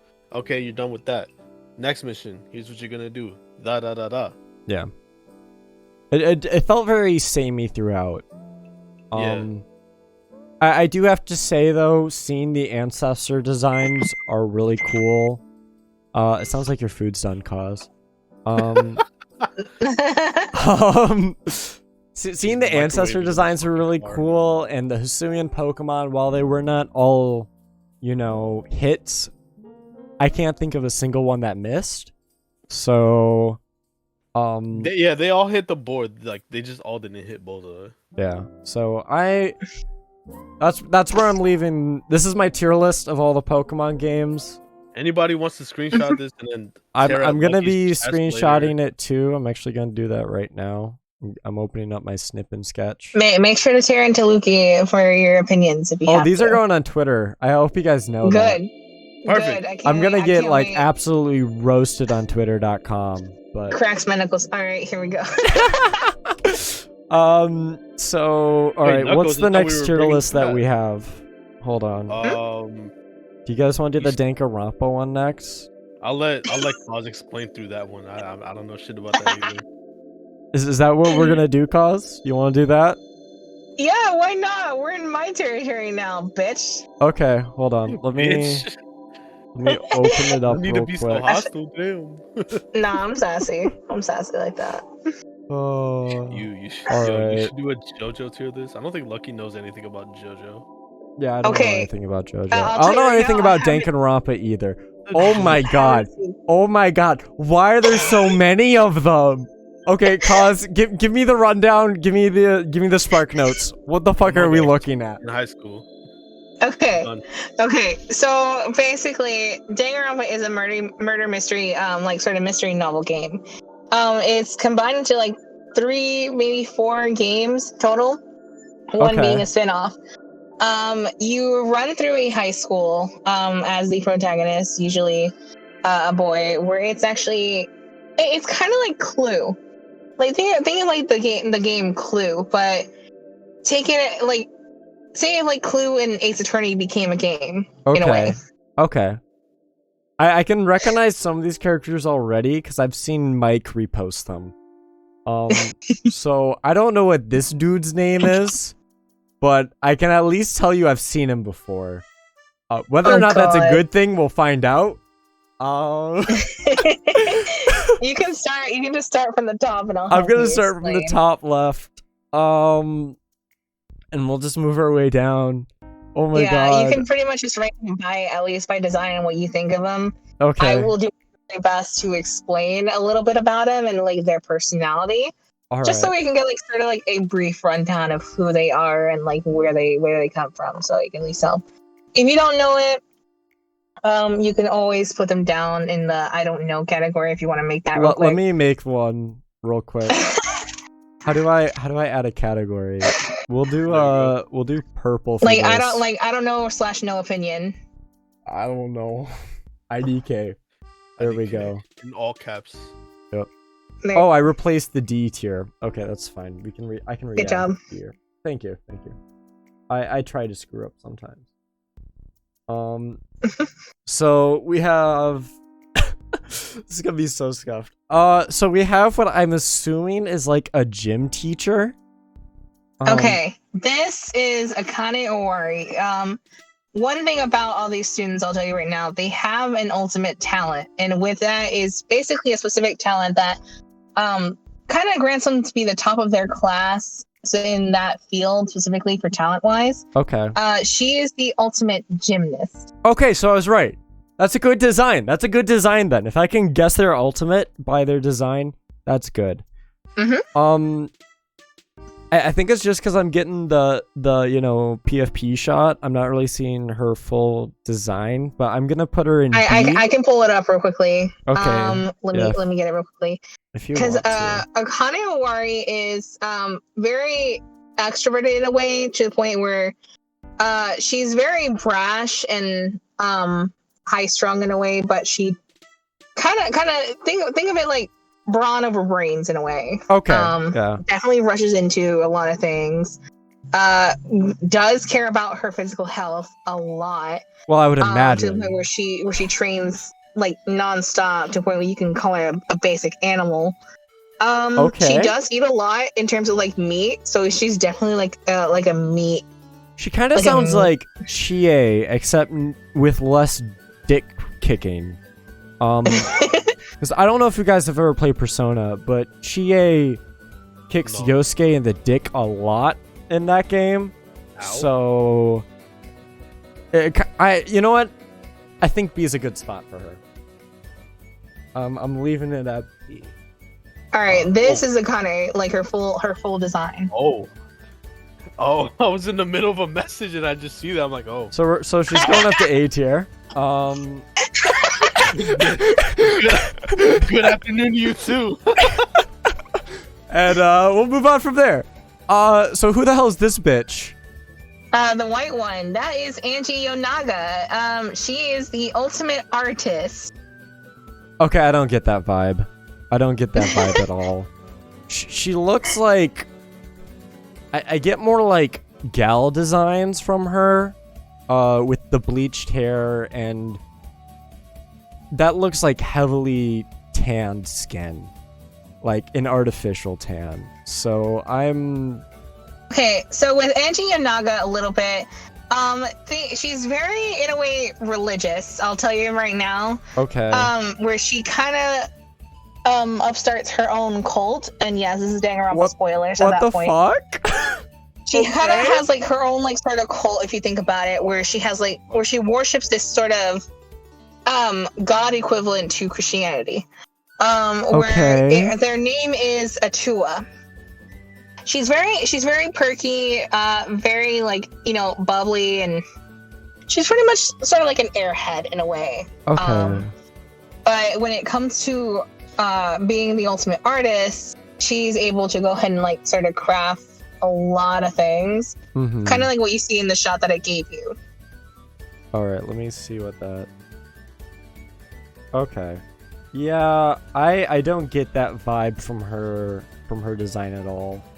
If anything, I get kind of the opposite. Like, I'm getting kind of like... Pardon my French, but like... religious bimbo vibes? And Religious bimbo. like, I don't think that's what her character's going for. And especially with her being an artist, D-tier design. Damn, just like that. Yeah, Fuck. I don't... It's not a good design. I don't think it's a good design for what they were going for. This bitch, I don't know who she is. She looks like the gymnast's sister. Because I can see what looks to be like a track jacket going on. Okay. So this character here is Aoi Asahina. She is actually the ultimate swimming pro. So her best interest is kind of just being the athlete of the group. Kind of like Akane in a way, but they're in two separate classes, which is what kind of differentiates them a little bit. She looks a lot have more similar upcat and like a lot more, I'm gonna say, put together. Yeah, she's than the very first upbeat, one. very level head, very optimistic. Does her best to kind of be like the motivator of the group if possible. Okay, yeah. I'm So leaving she's her... definitely up there. And please do not focus on her chest for a goddamn second. Other than that, yeah, she's she's like a well-rounded character. God damn it, Nightcrawler. Oh my god, Nightcrawler. Sorry. Okay, Nightcrawler, I gotta ask, do you know anything about Danganronpa, or are you just simping for these characters based on design? Next question. Okay. Next question, actually. Yeah, no, I think that's a good design. Like, yeah, now that I look at it, she does give off kind of like swimmer vibes. Like the first one, she's a swimming pro. Yeah, she gives off more like swimmer vibes with the track jacket. That's like a stereotypical thing. The first one is a lot more like, I'm getting more like track and field kind of gymnast vibe. So I think my ranking for there is pretty good. Yeah. Akane is more the track and field. She's more of like the physical swimming type in that area at least. Mm-hmm. Okay. Something to just kind of help it out. Next one, he looks generic as fuck. I'm putting him in C. Nothing notable. He looks kind of like a butler, with the suit going on, very serious. It looks like a bitch. Am I right with my guess there or no? All right. So this is Miyaki Itogami. He's actually just the everyday I hate everyone kind of guy. Rich guy, comes from a rich family, and he pretty much thinks he's better than everyone at that point. He's Okay. pretty much what you call a prick. All right, cool. Yeah, C tier's good. C tier's good. Knight is right about him being a bitch. It sounds like I'm watching Dr. Stone with the amount of the blank person this game has going on. I've never watched Dr. Stone, so I haven't either. I don't know. We got a Lolita. I can see that easily. We got a gothic Lolita. I want to put her in D tier just because I hate that aesthetic. Like, it's a good design. She gives us very creepy designs, but I just hate the fucking gothic Lolita aesthetic, so I'm putting her in D tier. Yeah, Cosmic, that definitely helps. Yeah, that definitely helps. Stop! Oh my god, Knight! Stop simping! I'm not simping. I'm saying this. Like, this adds on to your point. Like, this is creepy as fuck. What the hell? Well, like, her design's creepy. I can get that she's supposed to be unsettling, but I just hate that trope, so I'm putting her in D. Is her name Celeste? Yeah, her name is Celeste. She gives Celeste a bad name. Her name is Celestia Ludenberg, and she is the ultimate gambler. I'm not even surprised anymore. No, yeah, she's staying in D tier. Alright, next bitch. We got a shy, I'm gonna say tsundere type. Maybe not tsundere, but maybe kudere. Actually, more of a fan favorite character named Chiaki Nanami. She is what you call the ultimate gamer. Oh, I'm sorry. But yeah, no, given that she does kind of fit that trope of like the shut-in introverted. Yep. Yeah, Not much more to say. You pretty much just kind of got her spot on. I'm gonna put her in A tier just because of how, you know. Where can I find a girl like you? Nightcrawler! We have only gone through 5 women and you've simped for literally all but one. We have a shit ton more characters. Yes, we do. Do you see? Okay. Don't worry. Is that a fucking you know what? We'll tackle the beetle when we get to the beetle. Don't worry. We're only gonna go for the mainline games. Don't worry about the ones like further down. Okay.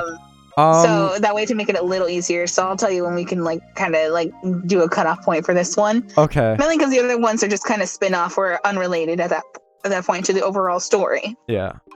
So I don't know who that bitch is. She looks okay, like very generic. You know, I don't. No really strong feelings or opinions. What in the hacker shit? In the hacker man? Her name. Okay, her name is Chihiro Fujisaki.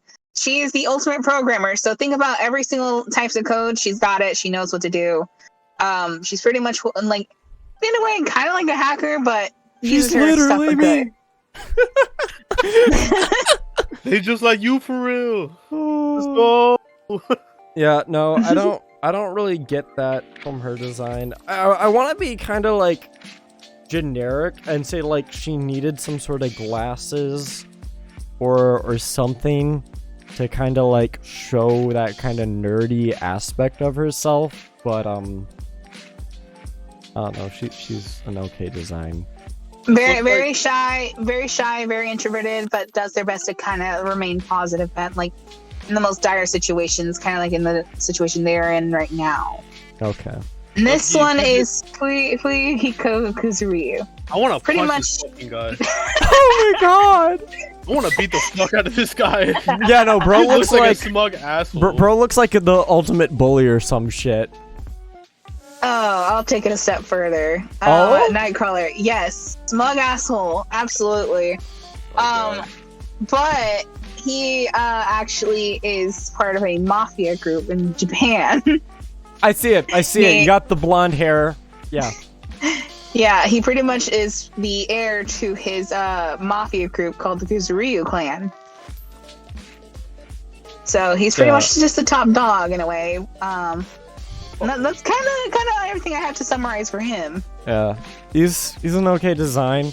Very dickish. I kind of want to move him to B just because of how much I hate him. You know what? Yeah, he's going to B. I hate him. I'm supposed to hate him. B tier.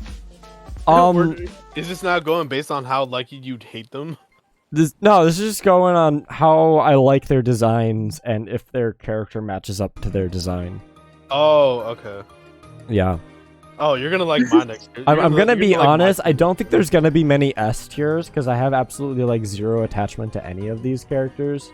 Oh, I bet. So, yeah. I believe it. Next one. Who's Seaweed Hair? This every day. this is the big buff dude named Gonta Gokuhara. He is the ultimate entomologist. So he's pretty much like a bug fanatic mixed with Tarzan. So a bug catcher. Okay, I see it. I see Bug it with maniac. the wild hair, the wild long hair, not pretty unkept. He was actually Okay, raised like in the forest, if you think about it. Yeah. And he does his best to pretty much be like the best gentleman he can be. He's a big like wholesome tough guy. One of those big gentle guys big gentle giants you'll see. Have a good night, Devastator. Thank you for stopping by. Yeah, no, he kind of gives me like if you took Tarstan, put him in a suit, and then let him live in society for like 4 years or so. Wait, Cosmic, you said gentle giant? Yeah. So basically Shade. Yeah, pretty much. I was thinking more along lines of like the green giant peas, like that kind of giant, but sure, we can go with Shade too. I was gonna say Hulk, but with after Endgame. So Koga's going into A tier. I don't care what his actual name is. He looks like a ninja. He looks cool. A tier. Oh, you're saying bye to Fusuku. Oh, have a good night, Fusuku. My bad, Devastator. I didn't mean to kick you out so early. Oh, Fusoku. Yep. Oh shit. Have a good night, Fusoku. See you, bro. So this is Gundam Tanaka. He is pretty much an animal lover, but secretly has like that Tsunade sort of evil boy phase that he never grew out of. I can see it. This guy's literally like would kill you, but is actually a cinnamon roll. This is the one who told his mom it's not a phase, Mom, and it actually wasn't a phase. This guy listens to a shit ton of like alt rock, I swear. Oh, bro, Spotify rap consisted of My Chemical Romance. Which album? Yes. Yes.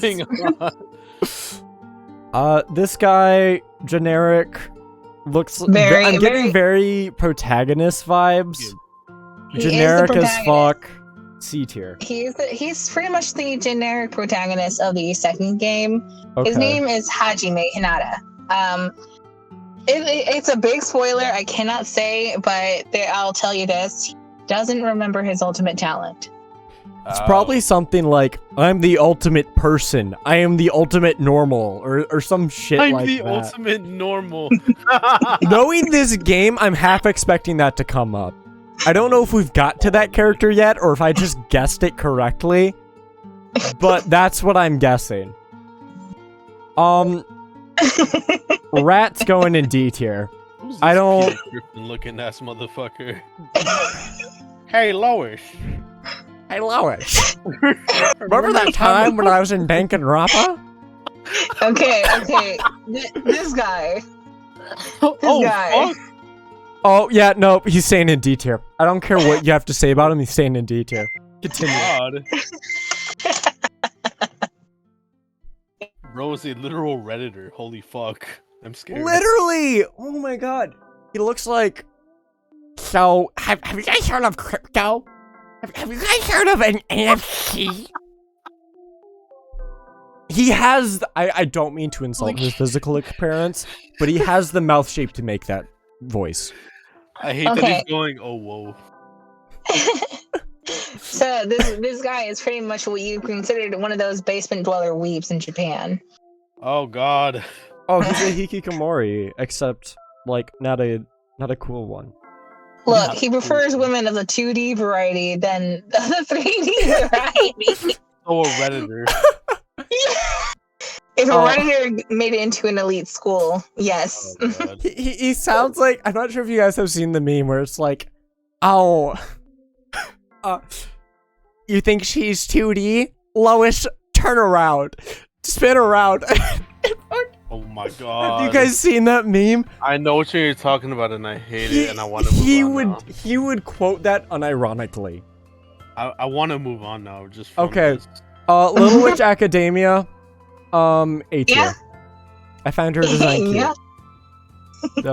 I find the witch hat cute. You know, witch hat's cute. Yeah, Little Witch Academia. She's cute. A tier. Yep, that is Himiko, our little witchling. As far as you know. Yeah, that's pretty much you pretty much have her summarized. To a T. She pretty much. She's pretty much a magician, but believes magic is real, and that kind of makes it her entire personality. Makes sense. Nice. Yeah, she's saying Like, in it can get annoying at times, but overall, it works. I still hate this fucking last guy. So I don't know how the Crunchyroll mascot got into here. Crunchyroll Hime. But I'm putting her in B tier because she's cute.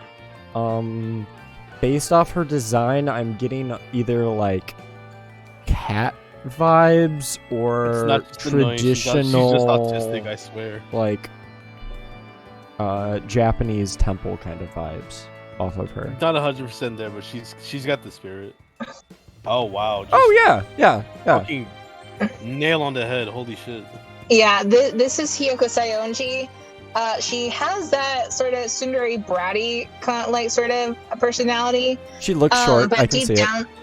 Deep down, like, because one, she's short, but deep down, she doesn't really have a lot of friends. She's pretty much one of the most foul-mouthed characters you'll ever meet. Out of, like, say, like Fuyuhiko, like that we saw earlier, Mr. Mafia guy over there. Yeah. So me if I were a girl. In a way, yes. I don't know. I mean, she's not as short as you, so you do have that on her. Yeah, I'm moving her up to A tier. If I can guess like what their kind of stick is based off their design, it's at least B tier. Yeah, for her, she is the ultimate traditional dancer. Yep. She's kind of more like tuned into like the Japanese culture. Like the more traditional Japanese culture you'll ever get. She's like the kimono girls from Gold and Silver. Yeah. Every time she pops up, like that theme specifically just starts playing. Who is this? Hello. It's the next one that we're working with. Miss Oh, Ibuki so it's Miura. it's Roxy from Black and White 2. B tier. Yeah, she's very, very hyper, very optimistic. Loud. Yeah, Definitely loud. very loud, like extremely loud to the point where she pretty much like is one of those rock people that will literally scream to the top of their lungs. She's going to Guitar Center every other week to replace her speakers. This is the physical embodiment of Pierce the Veil. This right here. You go to a Pierce the Veil concert, guarantee you she's got like VIP passes. Front row seat, backstage pass, yeah. Knight, trust me, you are not as bad as Hiyoko. Don't put yourself down like that. Look, I will give you this, Nightcrawler. You are as sexy as her, so you do have that. Anyway. Punch you in the fucking face. Fucking do it. Do it. Endearingly. Do it. I'm gonna Endearingly punch me in the face. Moving on. We have okay. Anyway, we have the actual gal. C tier. Her design.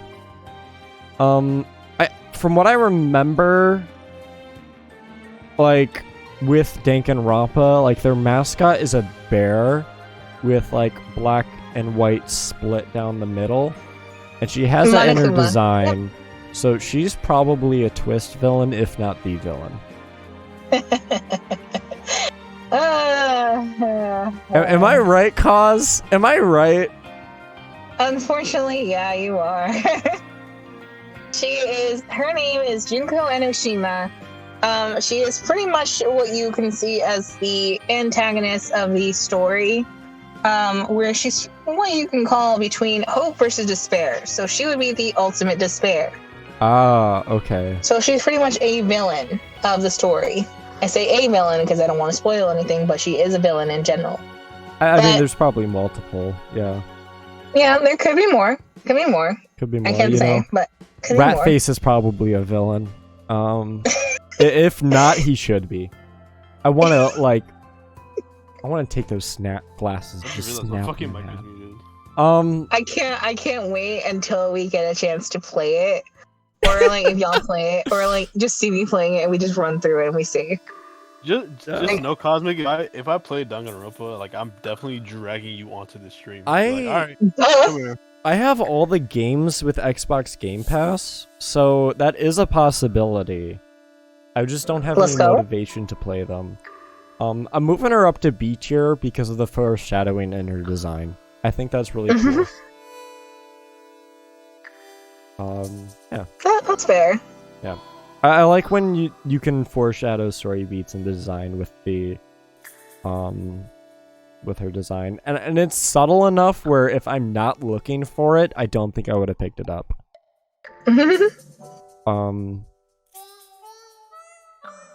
Generic Next. white woman. C tier. This is blonde Cosmic here. Oh fuck you. Okay. Okay, you can't call Cosmic a generic white woman, okay?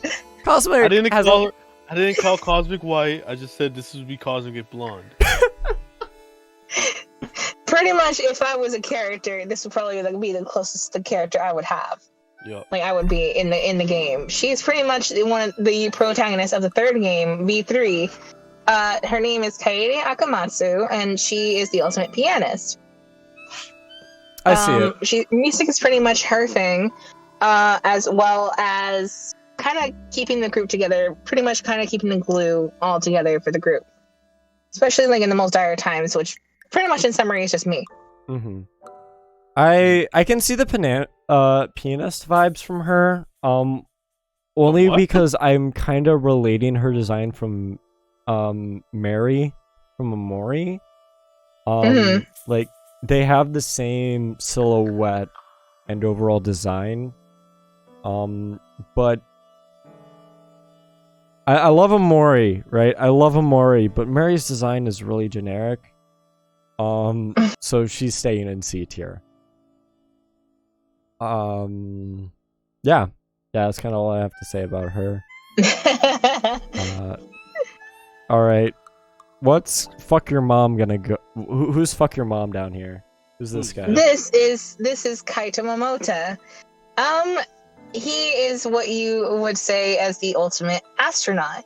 You may not see it in his design, but given things he talks about, space is pretty much on his mind for a majority of the time. But he is very kind of like easygoing. Sometimes can be called an airhead, but he kind of levels with everyone just to kind of be like that sort of friend you can kind of like talk to whenever it comes down to it. He's pretty much like that bro kind of friend that you could get. Mhm. Is this your brother? Fuck you. If you see his full body, you can get the vibe more. I'm looking at his full body right now, because Cosmic's been posting. I've been sharing all the full bodies in a separate chat, so it can't be visible on the screen, but yeah, no, he kind of. I get more samurai vibes, if anything. Like he feels like he would be like a modern day samurai. like his Like famous Travis quote, Touchdown. if you I'm gonna ask be me- honest. He feels like a more mellowed version of Travis Touchdown from No More Heroes. No. Like if you ever ask someone who is a fan of Danganronpa, like who is Kaito Momota, or like to say a quote for him, the first thing that usually comes up on the mind is, "I am Kaito Momota, luminary of the stars," and that's kind of like his main quote you would get. Yeah, I'm putting him in D tier. I don't really get like he's at the top of D tier. I'm not sorting the list, but this is the one time I'm sorting the list. The rest of those are just character designs and tropes that I hate. But his character design's good. I just don't think it's the I don't Suitable get with his talent vibes. that he was given. Yeah. based on like what you know. What I know.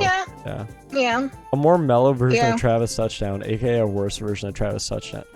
Not necessarily. I'm talking about Travis's trope, not his character. Travis's character, he would definitely be a villain in Danganronpa.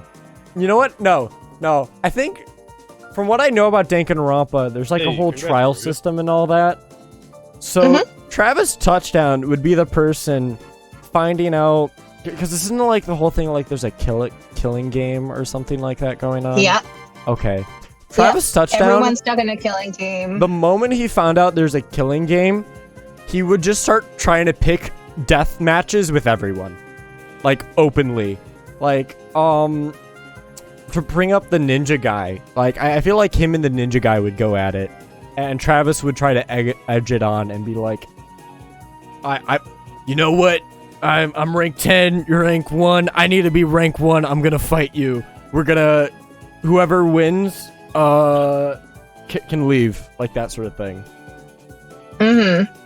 How does one look like an astronaut without being in an Among Us suit? I'm not saying he has to be in an Among Us suit. I'm just saying I don't get astronaut or astrology guys vibes from him. Yeah, Jex, we're ranking Danganronpa characters. I have no idea what's going on. But this is what I'm the pretty much holding both our hands at this point, just to kind of explain a little bit of the lore, without giving too much of a spoilers in the process. Because maybe one day they might play it. Maybe. How many more left do we have for the main games? What the Yeah, fuck? when are we stopping? Are we stopping here? We're stopping at him. Yeah. Him? Oh Okay. wow. Okay. Yeah. The other ones are more of like the anime, or sort of like spin-off games, if anything. Okay. Or, Yeah, like, I can like see the the mascot. I'm putting the mascot at S tier. Purely because I know nothing of his character, but it's such an iconic design that it has to go in S, especially with his eyes. The iconic asshole behind the entire killing game. Yep. That's the one I'm ranking from this bottom set. I know nothing else about them, and I do not care. Monokuma stands like he's a massive meat mouth.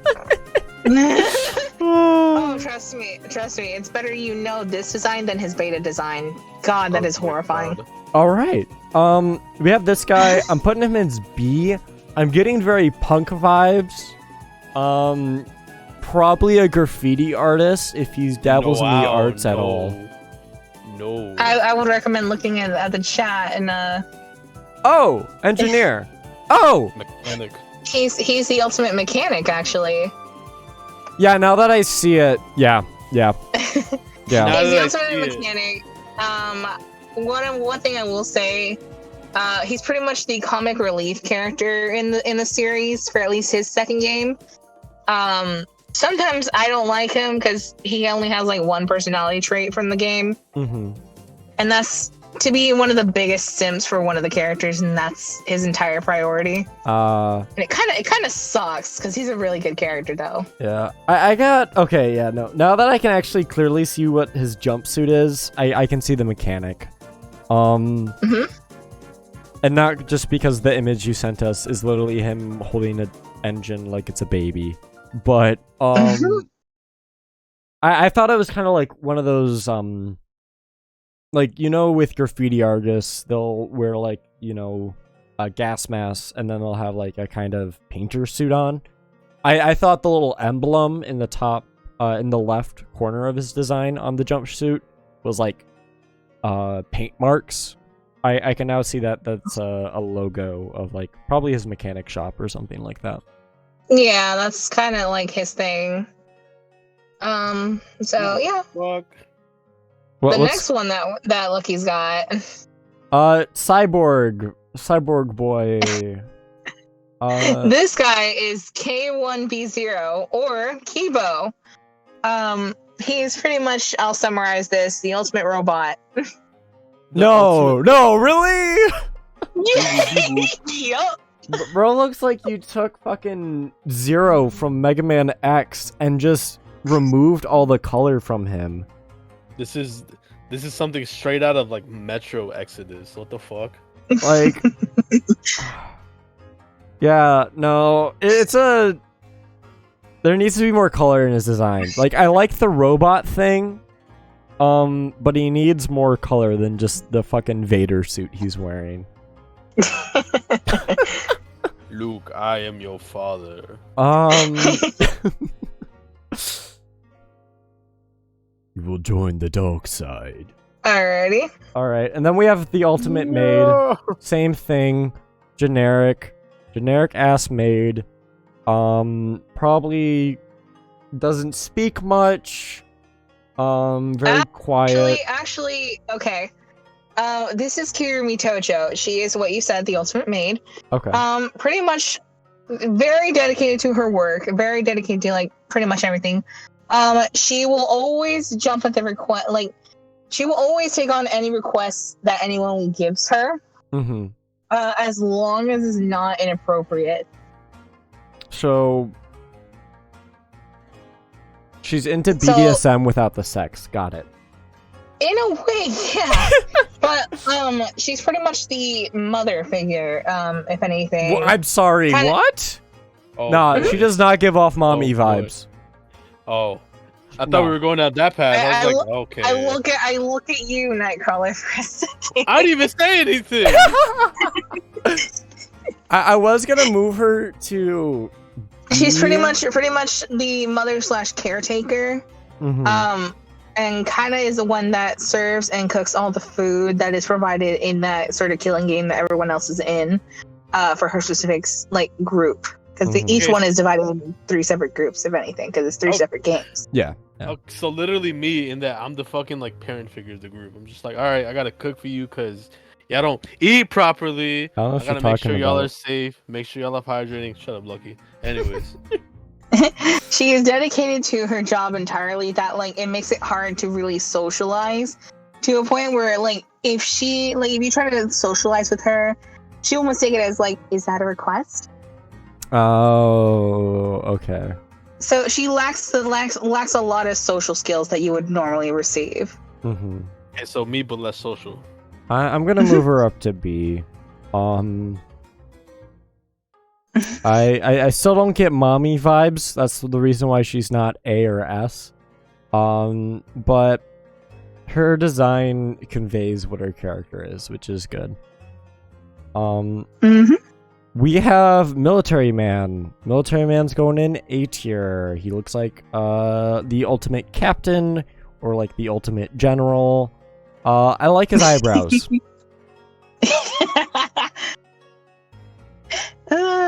This is Oh, he's supposed to be a Kiyotaka class Ishimori. president. Okay. Why is he crying? Not quite, Lucky. No? Not quite. So for him, he is actually the ultimate moral compass. I don't know if you know anything about MHA, like My Hero. I've watched. Oh, a Tenya little Ida. bit. Yeah, think of Tenya Ida. Oh, okay. Yeah. You can see it with the same facial structure, the flat mouth, the eyebrows, the eye. Yeah. Okay. Yeah. This is literally just if Tenya Ida was in Danganronpa. Okay. Yeah, I'm gonna leave him at A. It's a good design. He very authoritative. He looks like he holds power. And he looks very serious, which I think is good. You know, it's conveyed in the design good. Yeah. I've seen this character before. Fuck. Putting it in D tier. Oh Christ! Fucking What the? Okay, what the Shigaraki? Who fuck is going on this? in that image cause? Please incite me with the lore. This is Kokichi Oma. He's the ultimate supreme leader. He What? actually has a organization that he's pretty much if the Joker was actually being sort of taken seriously, to a point where he has his own sort of, in a way, prankster organization called Dice. Dice specializes more in pranks and like sort of harmless jokes, never to murder.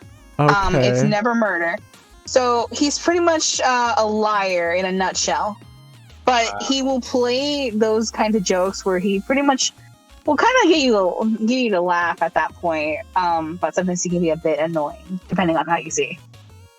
I'm leaving him in D. I just I don't care if you guys like hate me for this. I don't see it. I'm getting more chess vibes if anything with his scarf. I feel nothing. I feel nothing looking at that character. It's going in D tier. I don't know who this is. Same reason why I put Mr. Class President Moral Compass in A tier. I'm putting this character in A tier. That is Kurekyo Shinguchi. He is the ultimate anthropologist. Oh. Yeah. Damn. Okay. That's okay. a he. Okay. That's okay. a he. I'm sticking with A tier. Wow. Dude's hot as fuck. I'll say it. He's hot.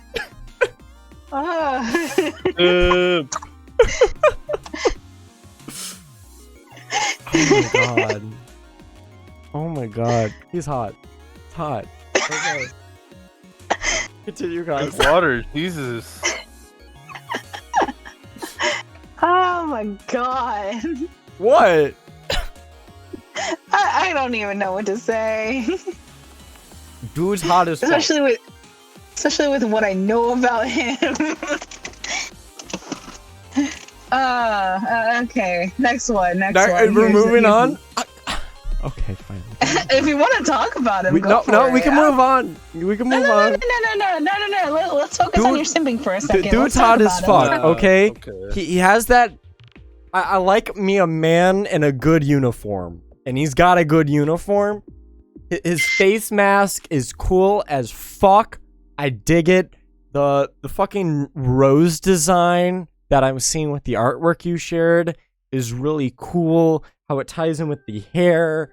And you can kind of see the whole gardening thing with the green of the uniform. It's not like a military green. It's kind of like an earthly green. It's good. Good. I'm gonna put Lucky, NC, and Cause in S tier. Oh, thank you, Jack. Hey, shout out the boy Jax. That's all I have to say. Keeping it PG-13. Okay, moving on. And moving on. Who's this next bitch? We have a whole row and a half before we're done. Yeah, we're almost there.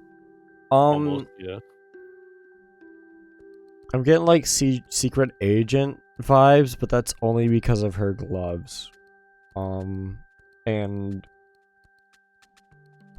I'm not sure.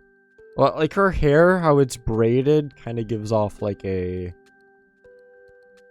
I want to say some kind of structured person. It's like this is like if an elementary school girl like went to class with drip. Oh.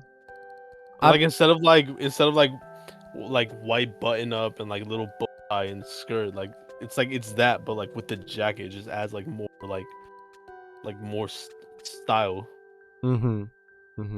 Yeah, she gives off like kind of secret agent, like female James Bond vibes without the misogyny. You know? That's the vibes I'm getting. Yeah, for her, that is Kyoko Kirigiri. She is the ultimate detective. Oh, okay.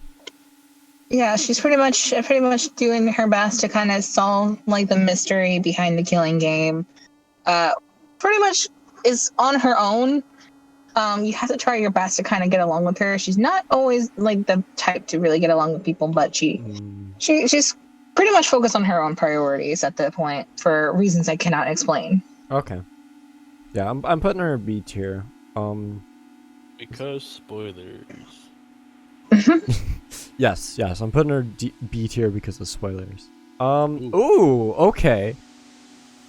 I'm sure you can guess this one.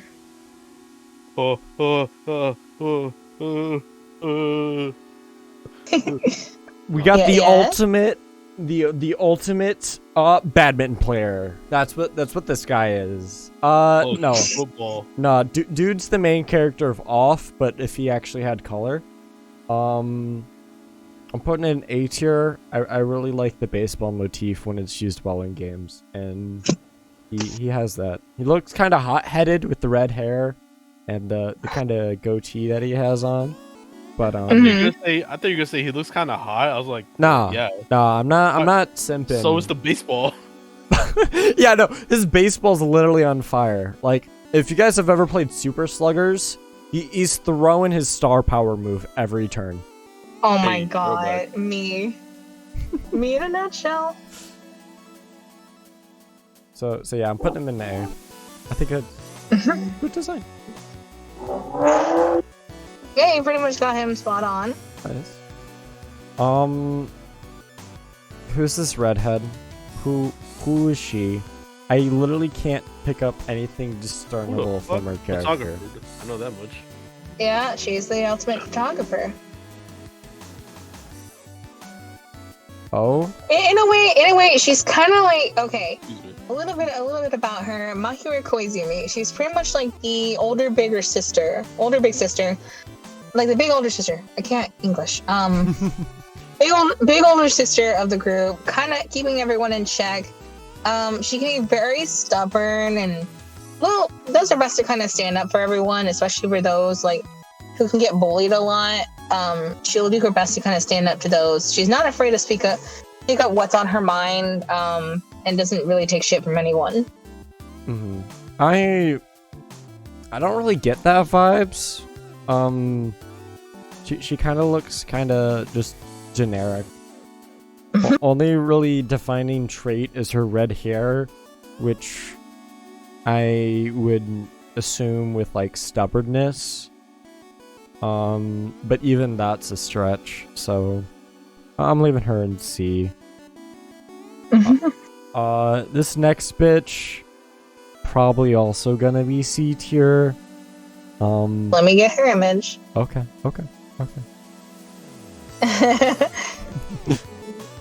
Because she just kind of looks boring. Like, I want to make the joke like she's the ultimate depressed or something like that. Damn. We need actual talents though, not that. Not that. Well, I don't know if ultimate hope and if emotion like hope and despair can be ultimates, ultimate depression can be an ultimate too. Oh my god. I'm sorry. I've had this conversation already before with like someone that's like, oh yeah, but like what about like depression or anxiety? The ultimate anxiety? Like, oh no. Just oh no. So who is she? She is this is Maki Harukawa. She is the ultimate child caregiver. I'm sorry? So babysitter? Yeah. I didn't like the tone in that. She's staying in C tier. Like, She's very cold and distant. Yeah, I it's can get kind that. of weird how she got her talent. Okay, this is the only guy I've seen. I don't even know him though. I can't give much away for her because she does have some major spoilers I cannot give. Okay, we'll move on then. We have protagonist Kun. Yup. I'm gonna put in B because I like This is your average boy, Makoto Naegi. the ultimate pretty much- normal. It's the fucking ultimate normal. The ultimate normie. Oh. Close. So this is Makoto Naegi, the ultimate lucky student, actually. The only way he got in was through a raffle that the school hosts every year. Okay. He was able to actually win that raffle by some mere luck, and sometimes it's kind of like weird with his luck because I don't know, it kind of helps him out in the most dire situations. I'll tell you now. Oh, I thought you were just gonna say that one part, like, oh, he got lucky because he wanted to get into school. I was gonna be like, yeah, that was luck, Yeah. all right. Yeah. Well, Yeah. from what I remember, because I did play, I think like the prologue chapter of Danganronpa 1, Mhm. there was like there was a raffle going on, and he won it, and then he got accepted to school, and then Killing Game, whatever. I didn't play it Yeah, after so that because I got bored. So there's a little bit of lore here. So every year, the elite school that all these guys go to with their ultimate talents, they host a raffle that comes on a yearly basis to get the title of Ultimate Lucky Student. Whoever wins that title actually receives the talent of Ultimate Lucky Student for that year, and thus so on and so on, and it continues and continues in the process. Mm-hmm. You know, so it's kind of weird how it goes, but that's pretty much kind of how he got in. He reminds got me into the whole thing. He reminds me of the protagonist. God, I'm blanking out his name now. But the protagonist from The World Ends With You. Like, I'm getting kind of the same vibes with the jackets and his hair. So I'm putting him in B. Like, good protagonist for vibes. him, he's very average in playing, that's what you can see, but he's also very optimistic and kind of gives everyone the benefit of a doubt. Even if they've done some of the most fucked up things, he would rather talk than really go like fight one-on-one sort of things. He's not a fighter. He's more of like a talker. Ow. You good, Nightcrawler? My fucking leg fell asleep. It's all good. Well, stop falling asleep. You know, this is very exciting and integral stuff that's happening right now. This Damn, is I know but I'm boring, but damn. Whoa, Whoa. Don't put words in my mouth now. I didn't say this was boring. Okay. I know this is a boring history lesson, but damn. We're getting a lore dump right now while I'm just putting people in bars. It's amazing. So we have the ultimate baker. She's cute. Yeah. She's cute. B tier. Here's her full design, I'll tell you. Okay, so is that actually baking stuff? Nope. I can't tell. I don't cook. She is the ultimate nurse. This is Mikan Sumiki, the Oh, ultimate nurse. Very meek, very shy. Pretty much a pushover when it comes to it. yeah, I can see it. I can see it. And not just because I'll the tell you picture now- you shared. I'll tell you now, is she's literally pretty her much falling over. fan service bait at this point, because of her design wise. But she's pretty much the pushover that you would really get from the group.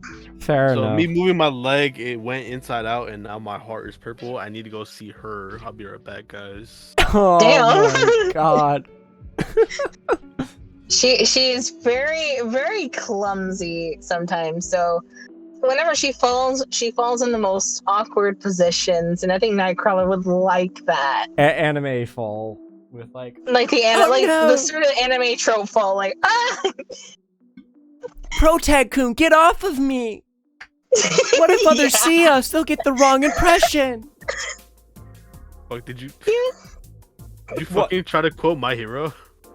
No, Oh, I was okay. just doing like a stereotypical. What is that like an actual line in My Hero Academia? It's not an actual line, but it's like somewhat. Close. Oh my god. it's close. It's I'm close. somewhat. I'm scared when we do the My Hero Academia one now. Okay. Okay, luckily I'll it's let on my hero take the reins on that one. So I'm getting engineer vibes because of the goggles. So Technician? either like an engineer or pilot vibes.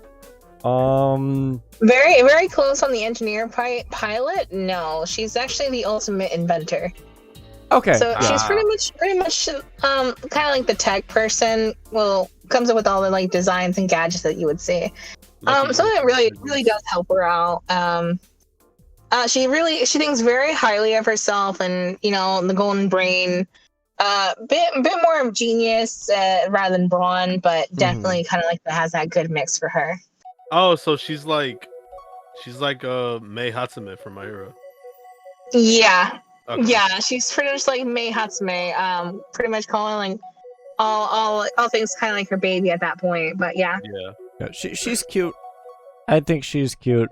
She has the nice engineer kind of inventor vibes going on. A tier.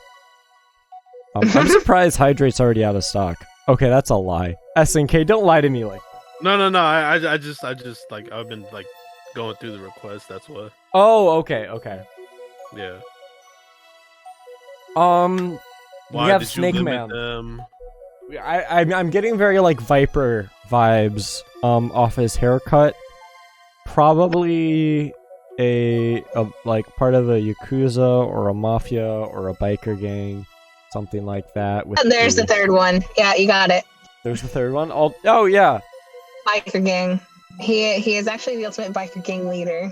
Oh, cool. Leader, no less. Wow. I'm putting him in Yeah, A he's tier. pretty much like sort of the big tough guy of the group, and will literally beat the shit out of you if you dare like say anything kind of bad to him. He's like, what did you say to me? Like What'd sort you of say to thing. me?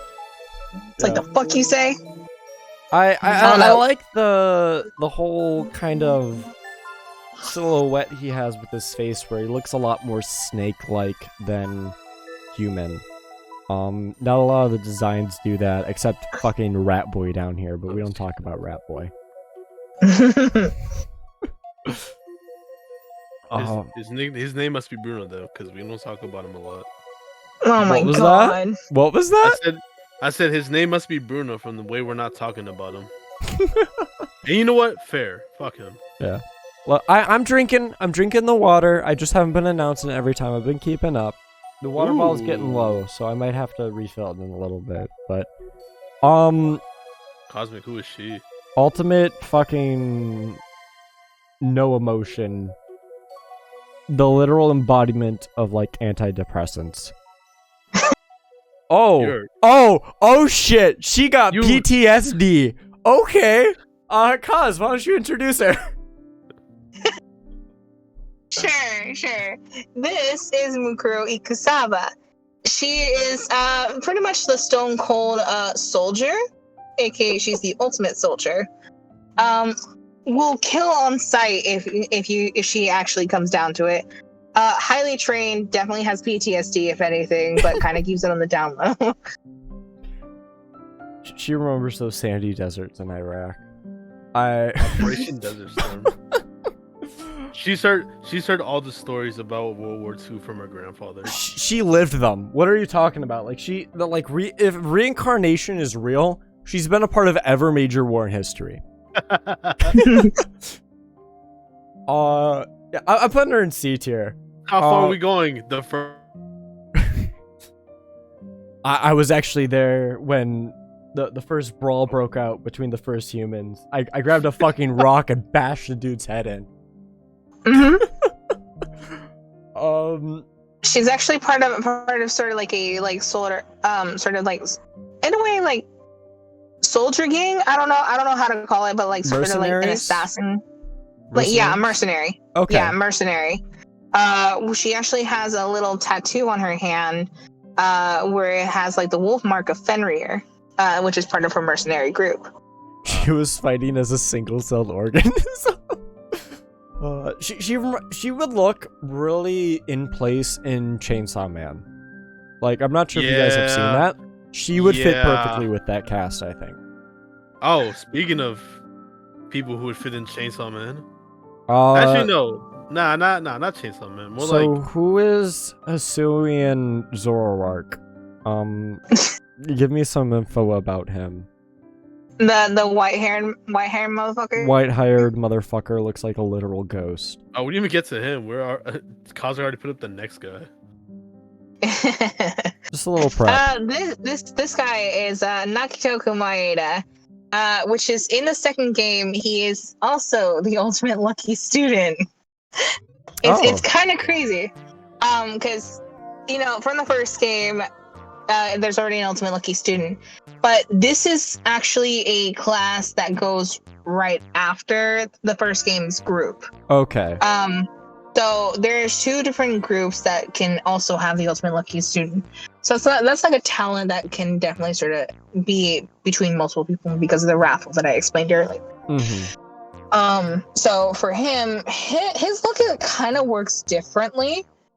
In a way, it's kind of like he kind of treats his luck kind of like sort of in a way a gamble. So like a lot of unfortunate and unlucky events can happen, but in some way or like somehow it always ends up in his favor, and it's in the most sort of anime tropish kind of things you would ever see for him. Deus Ex Machinas constantly. That way. Yeah. Yeah. I'm putting him in D tier, purely to piss off Mike. Hi, Mike. I'm not sure if you're watching right now, but this is purely just to piss off you. Hi, Mike. But yeah, I'm putting him in D tier. I don't really feel any. I would put him in C, but yeah, I'll put him in D with the rejects. I'll put him higher in D. If you got to know him, you would more than likely hate him or kind of love him. I don't know. He's kind of like a mixed bag. Sometimes he can be a little bit insane, depending on like what his ideals and motivations can be.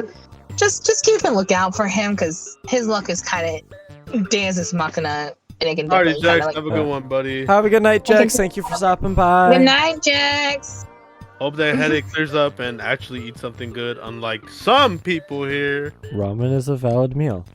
Continue. Anyway, we have fucking Kazuma from fucking Tekken. We have Toto from fucking Jujutsu Kaisen. I'm putting him in A tier just because of how out of place he looks with the rest of these students. He would definitely beat me up, and I would not blame him. Let me guess, the fucking like the ultimate fucking like weightlifting guy. He's a No, JoJo character. Yeah. He's actually the ultimate team manager. He's pretty much, I guess, in the way the athlete's glue. That kind of does his best to kind of train him in the most physical way possible. So it's kind of like if he pretty much will do a one-on-one sparring match with Akane up there, Miss Gymnast up there that I showed for the first one. Yeah. They pretty much have like this sort of brawn versus brawn to see who's the strongest, and pretty much he's pretty much just testing her to see like how strong she could be, just to kind of bring out the best that he can for her, especially in terms of like physical strength. Yeah. I'm leaving him at A tier. Good design. Bro's about to ask me what my type of woman is. And Now, I'm about to give the bro's wrong about to answer. ask you how much you lift and if you want to go higher than that. Bro is all about like goal working and that sort of thing. Okay, so we have Shinobi. Literal traditional Japanese ninja. I'm putting her in B tier. She reminds me a lot of, I don't remember what her fucking name is, but the time-stopping maid from Toho. Oh yeah. So you know, since you see her design, she's actually she's the ultimate swordswoman. Very highly trained, but also works for the mafia group. She works as a bodyguard for the fucking little mafia skank over there. Little boy, short boy. If we I see why he has so many ego issues now if she's literally always by him. Yeah. Damn. Okay. he is the guy. She is the guy your girl tells you not to worry about. He's pretty much like the beck and call kind of person that he would go to in terms of like eliminating people. Mm-hmm. So be careful. Okay. Yeah, she's gonna stick in B tier. I don't have the heart to put her in C, because if I did, she would probably kill me. Who the fuck is short-haired N down here? Who is short-haired N? Okay, so this is Rantaro Amami. He's pretty much the big mystery guy for the third game. You will not know his talent because this motherfucker doesn't even remember his own talent. He's very laid back to a point where he's just kind of doing what he can to kind of remain himself anonymous while he's trying to figure out what his talent was, because thanks to the killing game, everyone's memories has been wiped. Oh, okay. So they have no memory of like what they did in the past, what happened, what's happening outside, because they're pretty much locked up in one area only in their designated games, to where they're pretty much limited to not knowing what happens on the outside. Monokuma pretty much relays all the information for him. And he pretty much sprinkles in whatever lore he can without spoiling anything. So he can give them the motivation to kind of kill each other at the end of the day. Yeah. Because that's pretty much the goal. Be the last two to survive, that kind of thing. And that's pretty much how everything goes. Mr. Mystery over here is just working everything out. Has a very hard time trusting everyone on first sight, because you won't really understand like his motivations just yet upon meeting him. But he's pretty much just kind of just your typical anime sort of mystery character you would receive. Okay. I'm putting him in C. Just kind of a generic design. I can get the laid back vibes, but not much else from his design. So, alright, Cause, you're gonna have to tell me about Puntable. What's up with Puntable? I love that this has become a thing now. Every short character, you're like, okay, tell me about Puntable. Okay, they don't have to be short, right? Okay, well, they have to be short, but that isn't the only condition. They also have to look like... I don't know how to describe it. Like, the best way I can describe it is I want to turn them into a football and make a field goal. And this character gives me those vibes where I want to turn him into a football and make a field goal. You're gonna hit a character I have on my tier list then. All right, this guy is Ryoma Hoshi. He's actually the ultimate tennis pro. But what's really off about his design is, well, he doesn't really like to hone to his talent that he has. He's more so kind of just depression incarnate at this point. Ultimate depression! Woo! Yo, he's just like me for real. Let's go. He's pretty much gone through a very rough time in his life. Definitely kind of like highlights with his sort of like prisoner sort of outfit that he may have. Because he has been sort of like in jail for at least killing a few people in the past. Okay. So I take back what I said. So for him, he actually was able to kill people with his tennis racket thanks to his tennis skills. Oh my God. Tennis racket and tennis ball. So be careful. One thing I really like about his design that's really subtle is he has 2 tennis rackets on his little like devil horns cap. Which I think is a nice touch that hints at his talent without really revealing it. Without showing the overall, like if you just saw it based off like just the, not from the splash art that I showed you, but based off of like just from his hat alone, you may kind of like give it off just a little bit. Yeah. It's the same reason with fucking Gal over here with the bears being a twist villain. It's some subtle character design that what I've seen with the rest of the cast doesn't happen a lot. He took out an entire mafia. Good for him. I'm proud of him. This is the one time I'm proud of a Puntable. He's not someone that like is easy to go down. But he's also not proud of his actions in the process. So he's kind of lamenting for his undoings that he did in the past. He's atoning, you could say. Yeah. He's atoning for his sins. Okay. What's going on with the Dragon Ball character over here? I would like you to look in the chat just to make sure. Boy. Oh. Damn. All right. That's a muscle woman. All right. Okay. All right. I was gonna say, before I get kicked in the chest, what are the pronouns? First off. She, her. Okay. I was gonna say. That is a strong woman right there. She was in the first game. I remember her because that was one of them where I did like a double take and I'm like, damn, she buff as fuck. Okay, that's cool. She buff.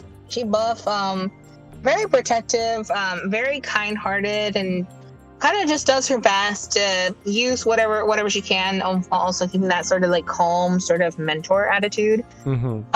Just the way, like, if you fuck around, you're gonna be in some deep shit real quick. I do kind of get those mentor vibes, and I'm not sure if it's just this image, but does she have like a scar on her face? Yes. Okay. Yeah, I'm putting her in B tier. I really like that subtle storytelling with designs where they'll have like scars. I like the joke about, oh, crush me with your thighs. This is the one time I'm just like, no. She will definitely do it. Your head would become a watermelon, Nightcrawler. I would just. You would be a grape. You'd be a grape. A grape does not describe the carnage her thighs could wreak havoc. Like, Knight said, "Damn, that ass fat. What are you from?" And look, I'm a cat call, but I'm gonna make sure I'm being respectful about it. I don't want to cat call, and the next thing you know, I'm laying in a dumpster, like in the middle of downtown. Nah, she's very, very gentle. She's very gentle. It's only whenever like you hurt the people closest to her that she will actually go into sort of a defensive fighting mode. So just be careful. I feel like her and the mentor guy would get along pretty well. Again, I know absolutely fuck all about this series, but her and this dude over here, I think would get along pretty well. Generic ass fucking pop star C tier. The ultimate singer. The ultimate idol. Yeah, ultimate pop star idol, actually. Like the pop sensation. Yeah. Hatsune Miku. Nah, she ain't Hatsune Miku. Don't soil the name of Miku like that. Damn. Okay, I see you in chat. Don't soil the name of Miku like that. She gives me off more like an older version of Rise from Persona 4. God. She wouldn't call me senpai, but she definitely still has that same kind of attitude. Yeah, she's pretty much just the damsel in distress you would find.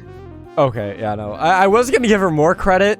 It was like, there might be something cool with her being like an idol and her like contemplating that decision. But no, it seems like she quite enjoys it. And like doesn't have any second thoughts about it. So C tier she stays.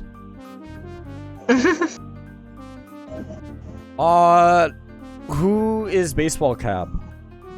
Okay, first off, what are their pronouns? He, him. He, him, okay. It's a guy. I like how this is we're asking if this is a guy or girl. What are the pronouns? The reason why I ask is because I get similar vibes to. I'm gonna use Persona 4 as a reference a lot. I'm not sure if you guys have caught on to that yet. What? You have? Yeah, I know, crazy. The world. He reminds me a lot of fucking. Why am I blanking on her? Naruto. He reminds me a lot of Naruto. Not really so much with like their personality, but their design. If you want to give some. I thought you said Naruto. I was gonna not be like, Naruto. Yeah, I was gonna be like, explain. Yeah, Sasuke's canonical to the Danganronpa universe. You know. I wouldn't Sasuke. be too surprised. So who is he, Cause? So this is Shinichi Saihara. He is the ultimate detective of the third game. Oh. Yeah, he's very, very shy. And kind of wears his hat for a specific reason. That kind of highlights a little bit about his past. To a point where he's not very proud of his talent, and he was only given that talent for one specific reason, which is spoiler heavy, but you know. Other than that, he's pretty much sort of like the right hand man to our protagonist for the third game, Kaede Akamatsu. Okay. His ultimate pianist over there. So they're pretty much just like the buddy sort of like buddy system. Work together, escape together, that kind of stuff. I like him. Not He goes in together. A tier. Not simping. Anyway, next character. Fucking Miss Pretty C tier. Homegrown. a Ultimate quinceañera princess dress. or some shit. Ultimate like idol goer from the picture you shared. Yeah. Yeah, just kind of a Yeah, mid this- design. This is Sonia. Never mind. So you can literally just be like, you should literally just make the joke like, "Hey Sonia," and she looks over, and all you have to say is, "Never mind." Damn. Damn. Okay. For 30 like that, that's crazy. Um. Now, see, if that were me, I wouldn't really let that slide, but you know. That's just me. Yeah, she's pretty much just the pretty foreigner you would see, kind of like the pretty like transfer student. White Um, woman jump Yeah, scare. that makes sense. White woman. Woman jump scare. Okay, the reason why I say that is because she doesn't exactly fit in with the Japanese culture, but fits in more with like the English culture, if you know, from the UK, without much of an accent. So she won't have that British accent that you would Thank get. God. All right. She's very, very kind, very sweet, very wholesome. Pretty much has a simp over there, Kazuichi. Pretty much that's the person that Kazuichi simps for. This guy? The Sharky boy, Shark boy, Shark Boy. Pink Oh, Shark boy. this no. Oh God, I don't remember any of their names. This guy? The The mechanic. Oh, the the mechanic. mechanic. Okay, yeah, I can see it. I can see it. She's not English. Mhm. She's from Eastern Europe. Those are the same thing. Yeah. That's the same thing without like saying an actual country. So who's the Street Fighter character? What's going on with her? That is Tenko Chabashira. She is the ultimate Neo Aikido master. She is able to go ahead and train in all sorts of fighting and defensive moves and mechanisms. She does her best to kind of keep her guard up every time, but she does have like a soft spot to her from time to time. But she's always on her guard, mainly because of what has happened to her in the past. Nothing dramatic in a way, but just kind of does her best to kind of keep up with all the martial arts and knows every kind of move that you can get to the point where she can possibly kill you. My village was burned down when I was a child. No, not that kind of backstory. She's okay. Okay design. Top of C tier, but I don't really, yeah. We got another puntable. This time of the chef variety. Yeah, you're on the spot with that one. Yeah, kind of. Probably something like, if I had to give him a title, it'd probably be something like Ultimate Gourmet or like Ultimate Chef or something like that. Dude's puntable as fuck. He's in C tier. What, was I right with any of that, or? Pretty much. Yeah. Damn. Yeah, he's a short puntable chef boy. Only thing is, this guy is probably one of the biggest. In a way, how do I put this? Pretty much into that kind of stuff that you can't really say on stream. That kind of, BDSM in a way. He's into the kinky variety. Oh, okay. Well, good thing he's puntable. Yeah, he's what you call like an anime perv. Yeah, Anime 2. Got it. Anime 2 character. Great. There's a reason why he's puntable. That's all I gotta say. There's a reason why he's assigned puntable. I said perv, I'm like, okay, I know where he's going. Basic. I don't know if I'm just getting burnt out at this point, but I'm seeing a lot of these designs more as basic now. But I'm not sure if that's just because we're getting towards the end of the list. But I can't really grab anything there from designs like I could from the beginning ones. Yeah, she just kind of looks basic. Is she part of the mainline games, or is she a side character? She is the mainline. It is part of the mainline. Okay. She is a mainline game. Ah. Yeah. Is she on this list twice? Hold on. It looks like she's on this list twice. Because that just looks like. Don't worry about that. Don't worry about that. Don't worry Okay, about that. fine. Don't worry about that. Yeah, don't focus on that. We won't look at that. Don't focus on that. We That's won't look big at spoilers. that. Don't focus on that. Don't focus on that. It's not my fault the tier list includes spoilers, you know? Well, you're not gonna understand anything from that. Like I know.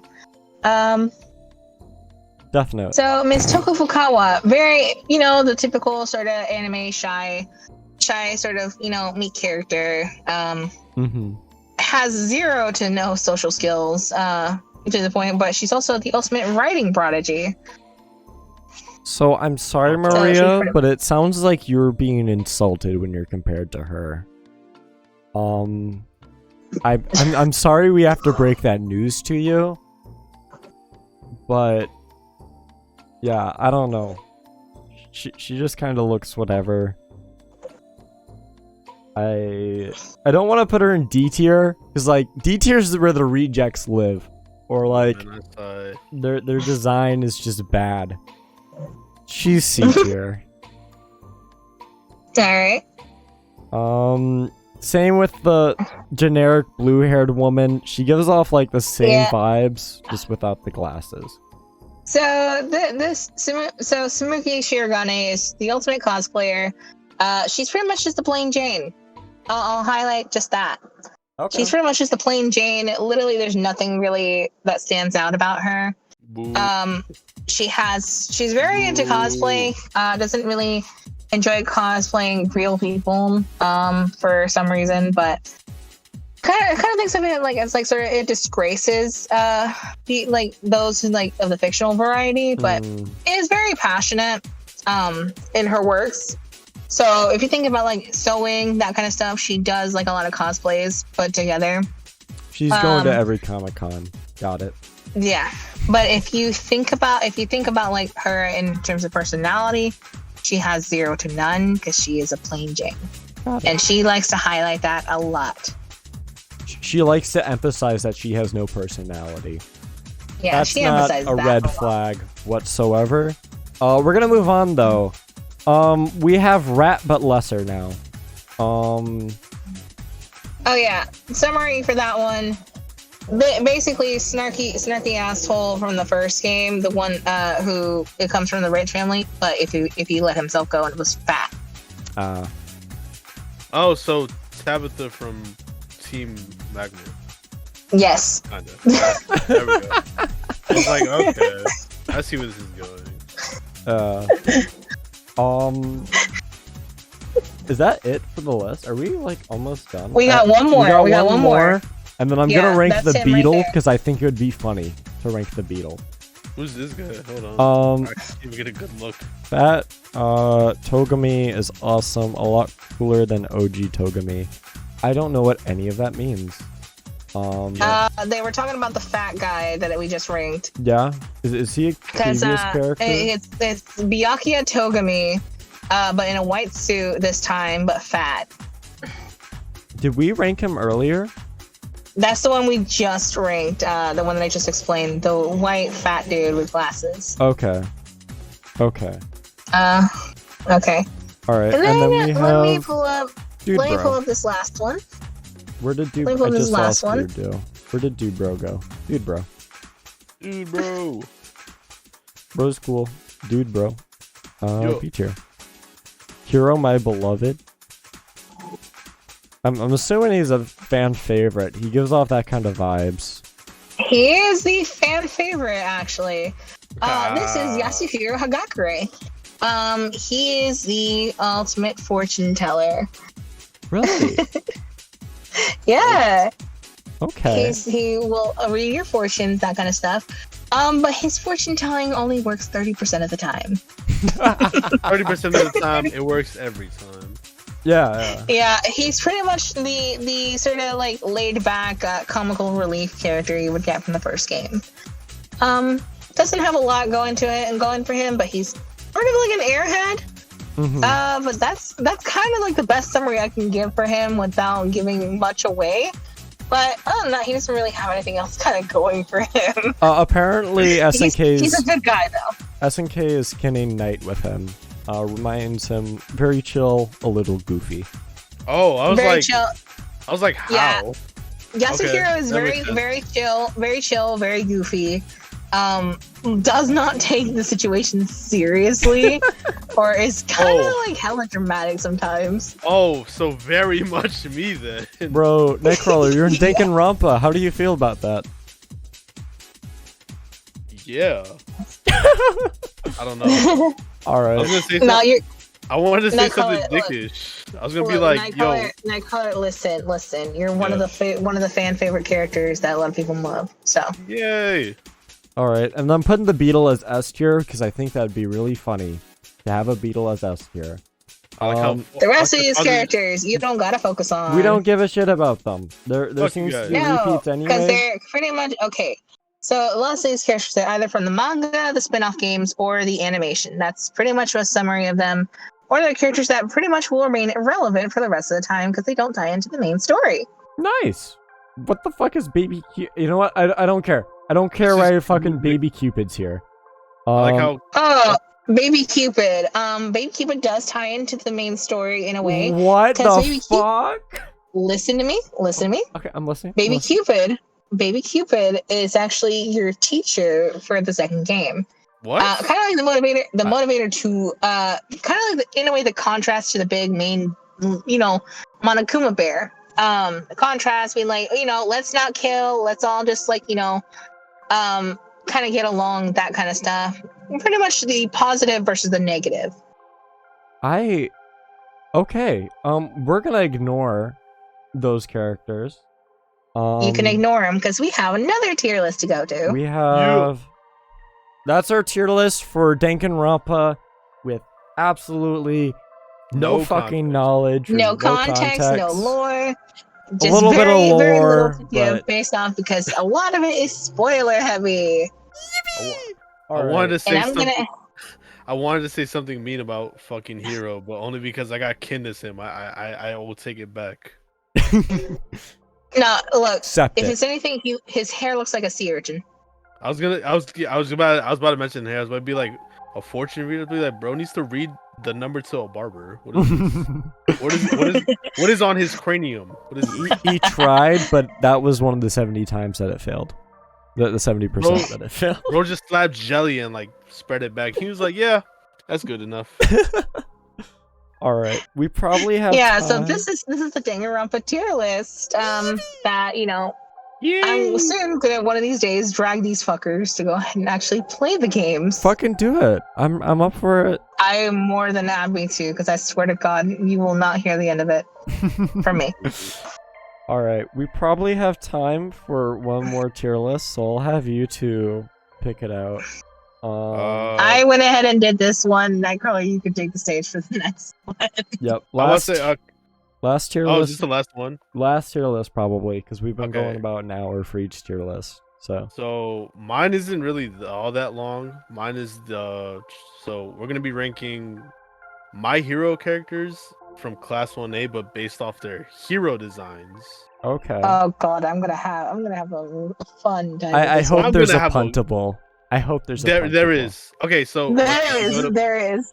Lucky, if Oh, you go to there is. pinned, yeah, if you go to pinned, it'll be like one of the more recent ones. Okay, hold on. Yep, got it. There you go.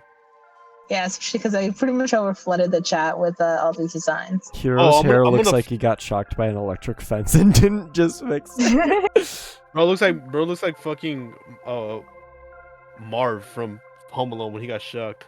Oh no. All right, this is.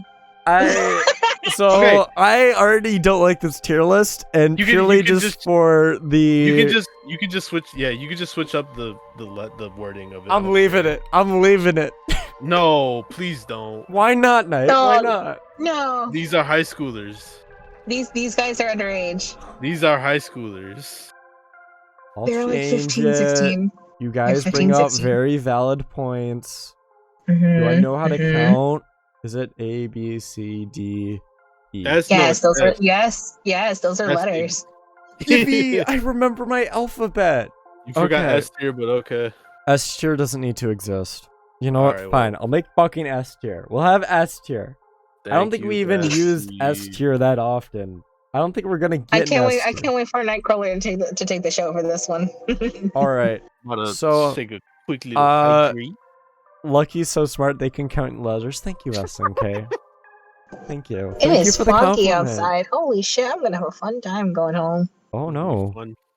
Oh no. Um, Alrighty.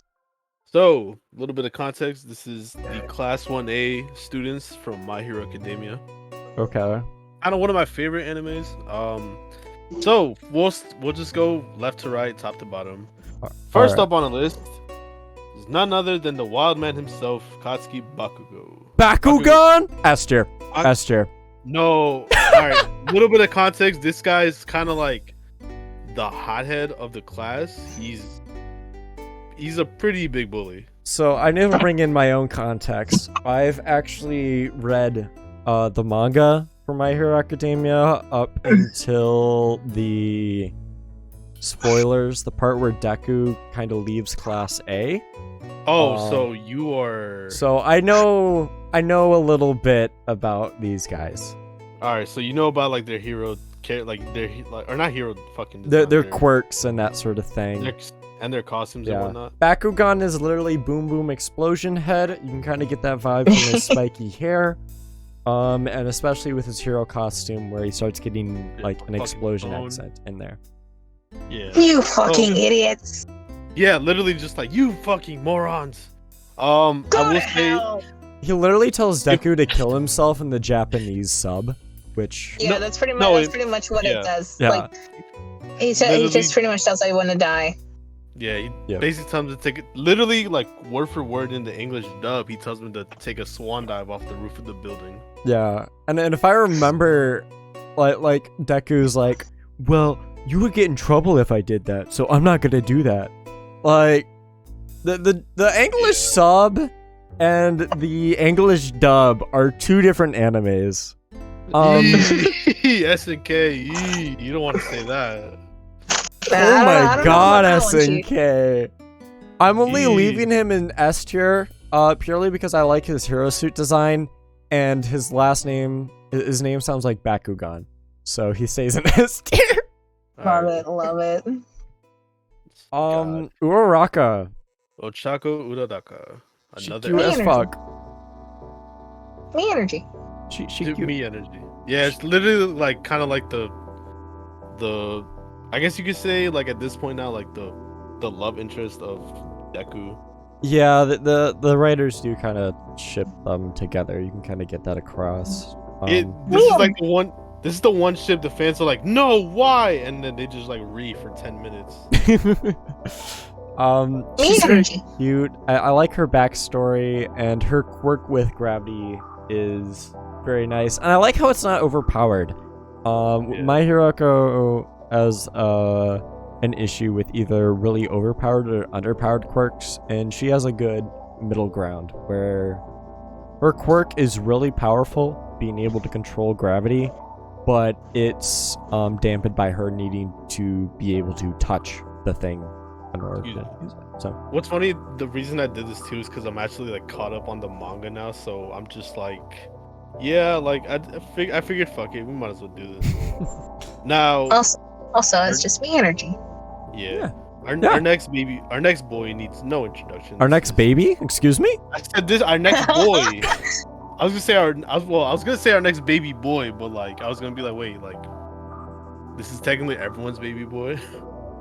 Deku is B tier. Deku is He's- this is of course the main protagonist.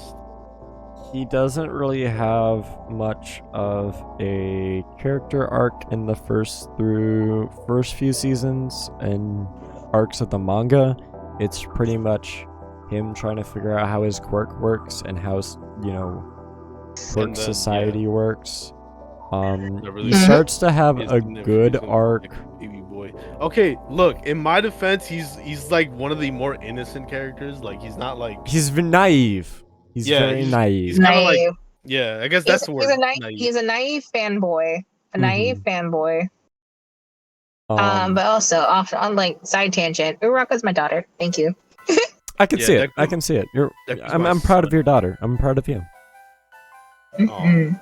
But Words of yeah, encouragement. Midoriya doesn't really get much of an arc until after the whole League of Villains thing.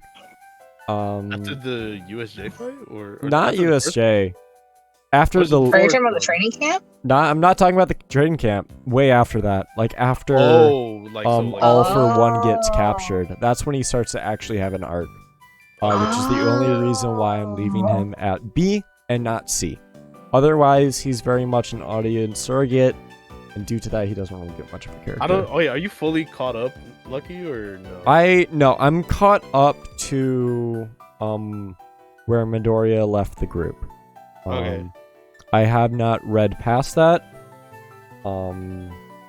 But yeah. So pretty Alright, much all the way up until I think there's a raid with the bunny woman everyone simps for on a league base. Mirko. I was about to say Um, people sit for Cosmic. What? Huh? huh? Bunny woman, Cosmic. You know.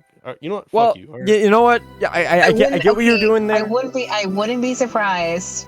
I wouldn't be surprised if I ended up having any simps. I swear to God. Yep. Side tangent. Simps are really weird to deal with. I'm Yeah. gonna leave it at that. But they're really weird to deal with. And I try think to- we're just. Are you just ranking them based on like their actual character? I think we're gonna do that. We're just gonna rank them off. We're their gonna actual rank them off their character. I'm gonna put more emphasis towards their designs. I can send but- them in like the. I'm sending in like as they go. So the one I just sent of Deku is like from the most recent chapter. Oh, okay. So I get okay, not suck pretty heavy spoilers if like to anybody who's watching this. To basically summarize what happens, he comes back, and then there's basically like a whole all-out war going out right now between the villains and the heroes.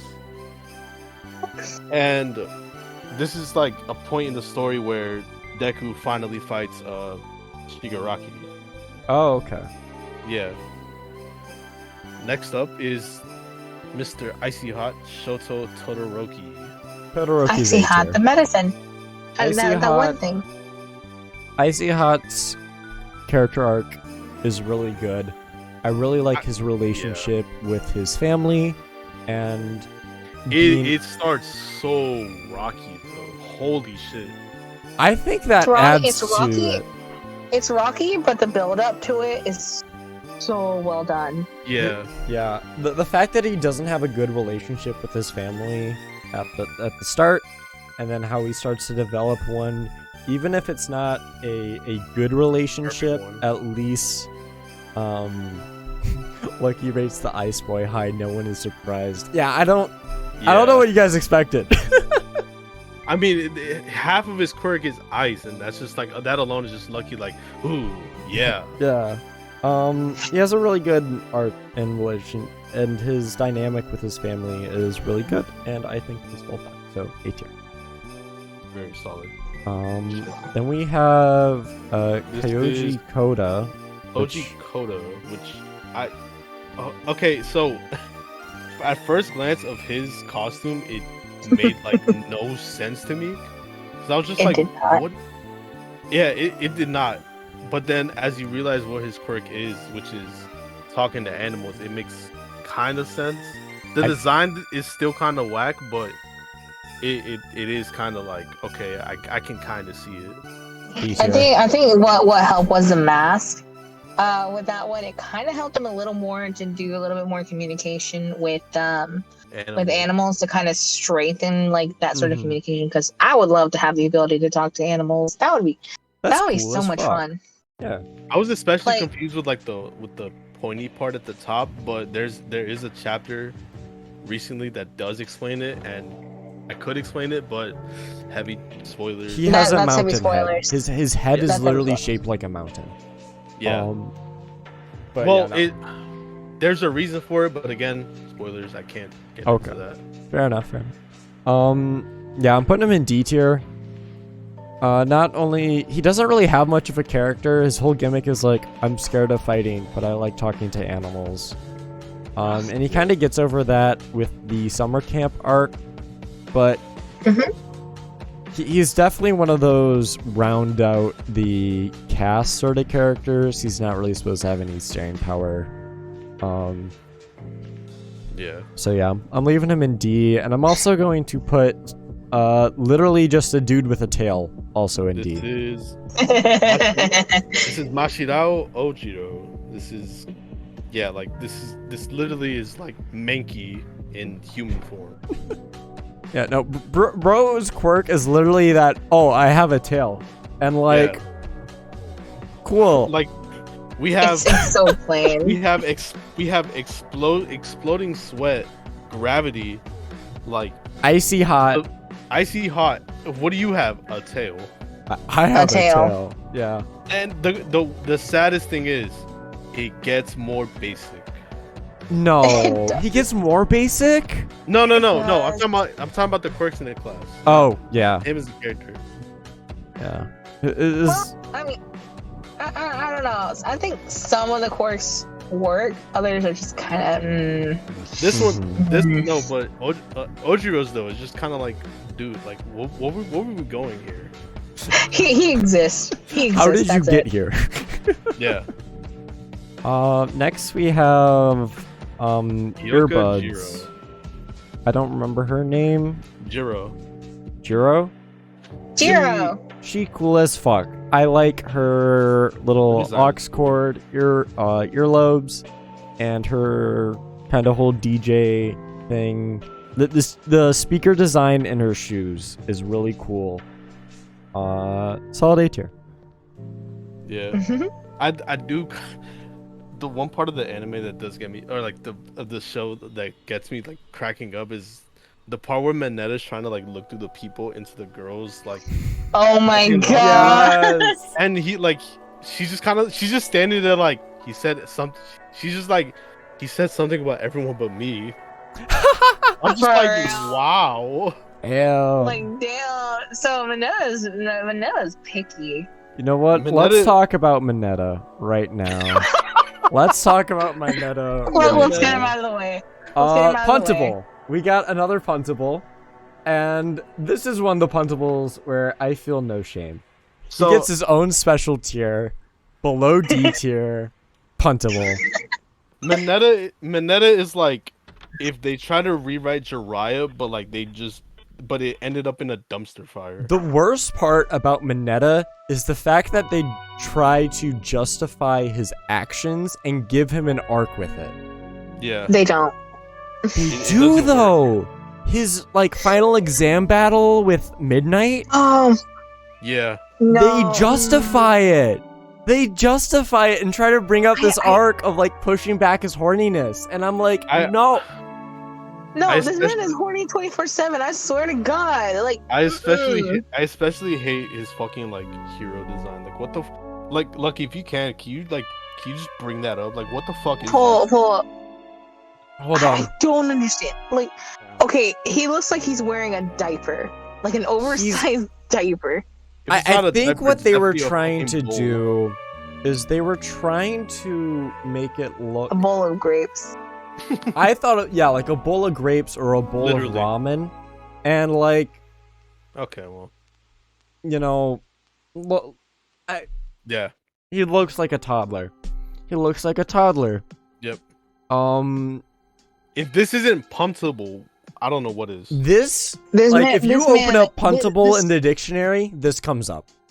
this child is horny 24/7 and is a giant pervert. Bro just That doesn't be give a fuck. his only ever character trait, and as much as the writers try so hard to give him like an like sort of hero arc, it does not work. The guy This looks guy like a looks cereal cereal mascot. Don't disrespect cereal mascots like that. Nah. He's worse than that. He's worse Don't than that. disrespect No. Tony the Tiger like that. Come on. Leave Tony the Tiger alone. Captain Crunch This guy's- has. Don't put him on the same level as Apple Yeah. and Cinnamon. Come on now. Oh my god, that is a lovely cereal. I love it. Fucking Apple Jacks, fucks. I've never miss had them. Apple Jacks. Please go get a Oh, box for you yourself. should go get some when you can. I might do that. But yeah, no, he's just puntable. Why? You open up the dictionary, there's a picture of him right there for puntable. Nah, bootleg store brand cereal mascot. Nah, Yeah, even true. they have better mascots than puntable. Okay, Yeah. I don't. We're moving on.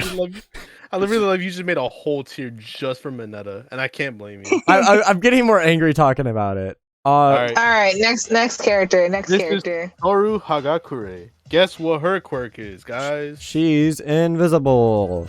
Yeah. I'm putting her in D tier, due to how they kind of fetishize her quirk. It Oh honestly, lord. yeah, it doesn't get any better with the recent chapters. and Yeah. especially with one of the volume covers. Yeah, It doesn't. I know what saw you're- that. I know what Horikoshi. you're talking about. Horikoshi, I love you, but what was your idea there? Please, these guys are children. They are kids. Yeah, They are kids. No thanks. Yeah. I like her as a character. She's kind of peppy, you know. She's like kind of. She reminds me of like a lesser Uraraka, like keeping the group together sort of deal. But just because of how her quirk gets fetishized and the fact that she literally does not have a costume for her hero design due to how her quirk works. Bring that up. Literally bring You that do. picture up. She does. It's not even a costume. It's just a pair of boots and a pair of gloves. That's it. Yeah, like It's like oh, we're not gonna fuck around with an actual design. It's literally just that, Mm-hmm. like This is this. That's it. Oh yeah, That's I her know the volume entire- cover thing because the anime Twitter was all annoying about them trying to defend it or claim people had the problem with were overreacting. It's. How would I put it? It's controversial. I'll Yeah. say that. Yeah. It It's was. controversial. I won't say Horikoshi. What he did was like outright like terrible, like fucking sick man. But like it's definitely one of those things. It's kind of like you kind of have to start questioning. I'm giving you the No, rock glare, that's like a raising a yikes. single eyebrow. Like Yeah, like Yeah, that's like a yikes. In the chat. yeah. yikes in chat, please. Yikes in chat. We got belly button. Belly button's You got- going in C tier. Yugo Aoyama. I like him as a character. It kind of went down with a recent chapter, but Mhm. his hero name is Can't Stop Twinkling. I don't like that name. I don't like that hero name. It's too long. It's No, a bad it- hero name. No, before it was I cannot stop twinkling. Yeah. Yeah. Like it was a whole sentence. And he just shortened it down to Can't Stop Twinkling. I'm just like still kind of long, but you know, we're getting there. Yeah. Belly button is kind of one of those round out characters. I feel like they do more with him because he has a very different kind of worldview than everyone else. He comes from a rich family, so he's kind of used to everything getting, given to him. And I feel like they do a good job of showing the culture shock between him and the rest of the class. I was gonna say if you haven't read any of the more recent chapters, yeah, yikes. I'm getting hints that it does not get better and it goes downhill. No. No. Okay, Cosmic Nose. I was gonna say, Lucky. Just if you get the chance, just read the more recent chapters. Just sit down and have a read. That's Okay. Have a that. sit Just down. sit down. Have a sit down. Have a look over A bit of and ramen. form your own opinion. All right. All right. So Red look it up, Riot though. Jr. I'm putting him in S tier. I love his character. I love his dynamic with Bakugan. Kirishima. My son. He's literally. I Well, wish he he was the would be your son. protagonist. I wish he was the protagonist instead of Deku. He well, okay. I'm not gonna argue, but I definitely see why. He has so See much why? of I a can see why. character and a dynamic with the rest of the cast. The only reason why Midoriya, you know what? Fuck it. I'm not pronouncing these names correctly. Deku. Just call him Deku. Deku. The only reason why Deku Strub is the fucking pro tag Okay. is because he's mentoring under All Might. If it wasn't for that, Red Riot Jr. should be the protagonist. Well, we obviously know, like, they obviously like say in the show, like, oh, like if you weren't given the quirk by All Might, it would have been Nejiro. Mirio. Yeah, Mirio. Mirio. Another sweet boy. Mhm. Good vibes from him. Very sweet boy. Very, very, very sweet boy. Love him to death. Mhm. Love him to death. Do not hurt him. And do not hurt this next character either. We got Frog. Possibly. Frog is My A tier. daughter. My daughter. My other daughter. Frog's A lot cool. of daughters. Froppy's kind of cool. She's pretty cute. I like how her ability is literally that she's just a human frog, Yeah. and how they use Cute, that is very cute. creative. That's pretty accurate. It You're does welcome. get a little annoying at times, at least in the anime. It isn't as bad as in the manga, from what I remember. Yeah, I will Um, say her character, like, I guess her arc, kind of like makes her a better, like a more how would I put it? More, what's the word? Well-rounded. No, like she's better to put up with after the whole All Might fight with All for One, and they say Mhm. Bakugo. Yeah. She kind of reminds me of the female version of, like, Hard Knuckle over here. Yeah. Like, Wait, she kind of has protagonist energy. A little bit. Cosmic. Yeah. You know what? Yeah, You're that's all of us at Mineta. very, very justifiable. Yeah. I love it, like, cause like she's the one who kind of like will knock some sense into that little shit, and it's just like it's great. I'm like, let's go. That's why she's my daughter. Every time she hurts Puntable, I feel a sense of relief. Like, Can't yes, help but smile. there's can't help but smile. justice in this world. It's the Michael Jordan meme. Just fuck them kids. Then we have Raven and Dark Shadow. My son. He's cool as Umikage fuck. Okoyami. I like it. My I son. kinda, yeah. Yes, your son. I like his. I like his hero name. It's a play on of his last name. It's Tsukuyomi. Yeah, it's pretty dope. Yeah. That's actually like, one of the coolest hero names I've heard. Yeah, like you have, like, okay, you have Dynamite, which is like spelled completely weird. Deku. You have Froppy. Froppy is a Froppy, you got good name. Froppy. Okay, you got Froppy for Sue. You got Uravity for Uraka. Can't Stop Twinkling for Aoyama over there. Let's see. Trying to think. Red Riot. You got Earphone Jack. Shoto right now. You got Tailman. Let's see. I think Hagakure's is Literally just Invisible Girl. like- Yeah. Invisigirl or something. Invisigirl. Yeah. This is one of I those forgot. where the quirk choice is very balanced, where he has his advantages and disadvantages, which is good. Yeah, and that's what makes him like a really, really good character. Because he has like a sort of like a balanced quirk that isn't too like highly overpowered. I mean, as long as he's in the right setting, though, like Yeah. It just depends on setting. Like if you throw him in an all black room, like, yeah, he's gonna lose his mind. Yeah, it's very... He has a balanced quirk, you know, where he has like a sweet spot of where he's effective and where he's not effective. Next we have... I'm not even gonna try to pronounce her name. Hero name, Creati. Creation Girl. She can make objects out of her body depending on how much she eats. Yep. E-tier. I don't really feel strongly enough to put her into C tier. She has a decent arc with her gaining self-confidence. Yeah. Yeah. That's about it. The anime 2 or that she gets the fuck, y'all people need to relax. Oh god, what's happening? Y'all need to chill. She's one of the What's ones happening? that the audience simps over a lot. They simp over her way too much. We'll Oh, just leave it she's at that. the fan service bait. Yes. Yes. She's the fan service bait, and I'm just like this. She's a child. Thank you. She's still a child. What are you Thank doing? you for the Hydra SNK. Yeah.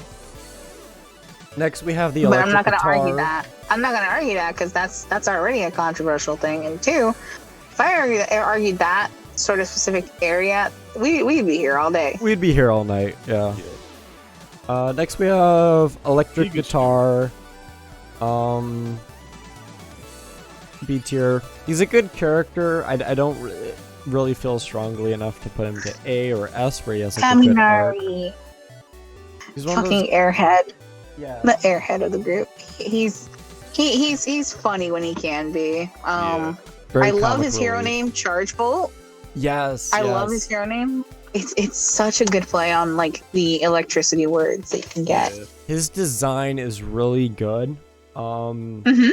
I'm putting him at the top of B tier, actually. There's very few instances where I'm like, all right, I'm actually organizing the tiers. This is one where I'm like, yes, he's top of B tier. His hero costume is really good. Gives that punk aesthetic that plays into his personality. He especially gets the power up like after during the fight with the Shiketsu High. Mm-hmm. Yeah. Yeah.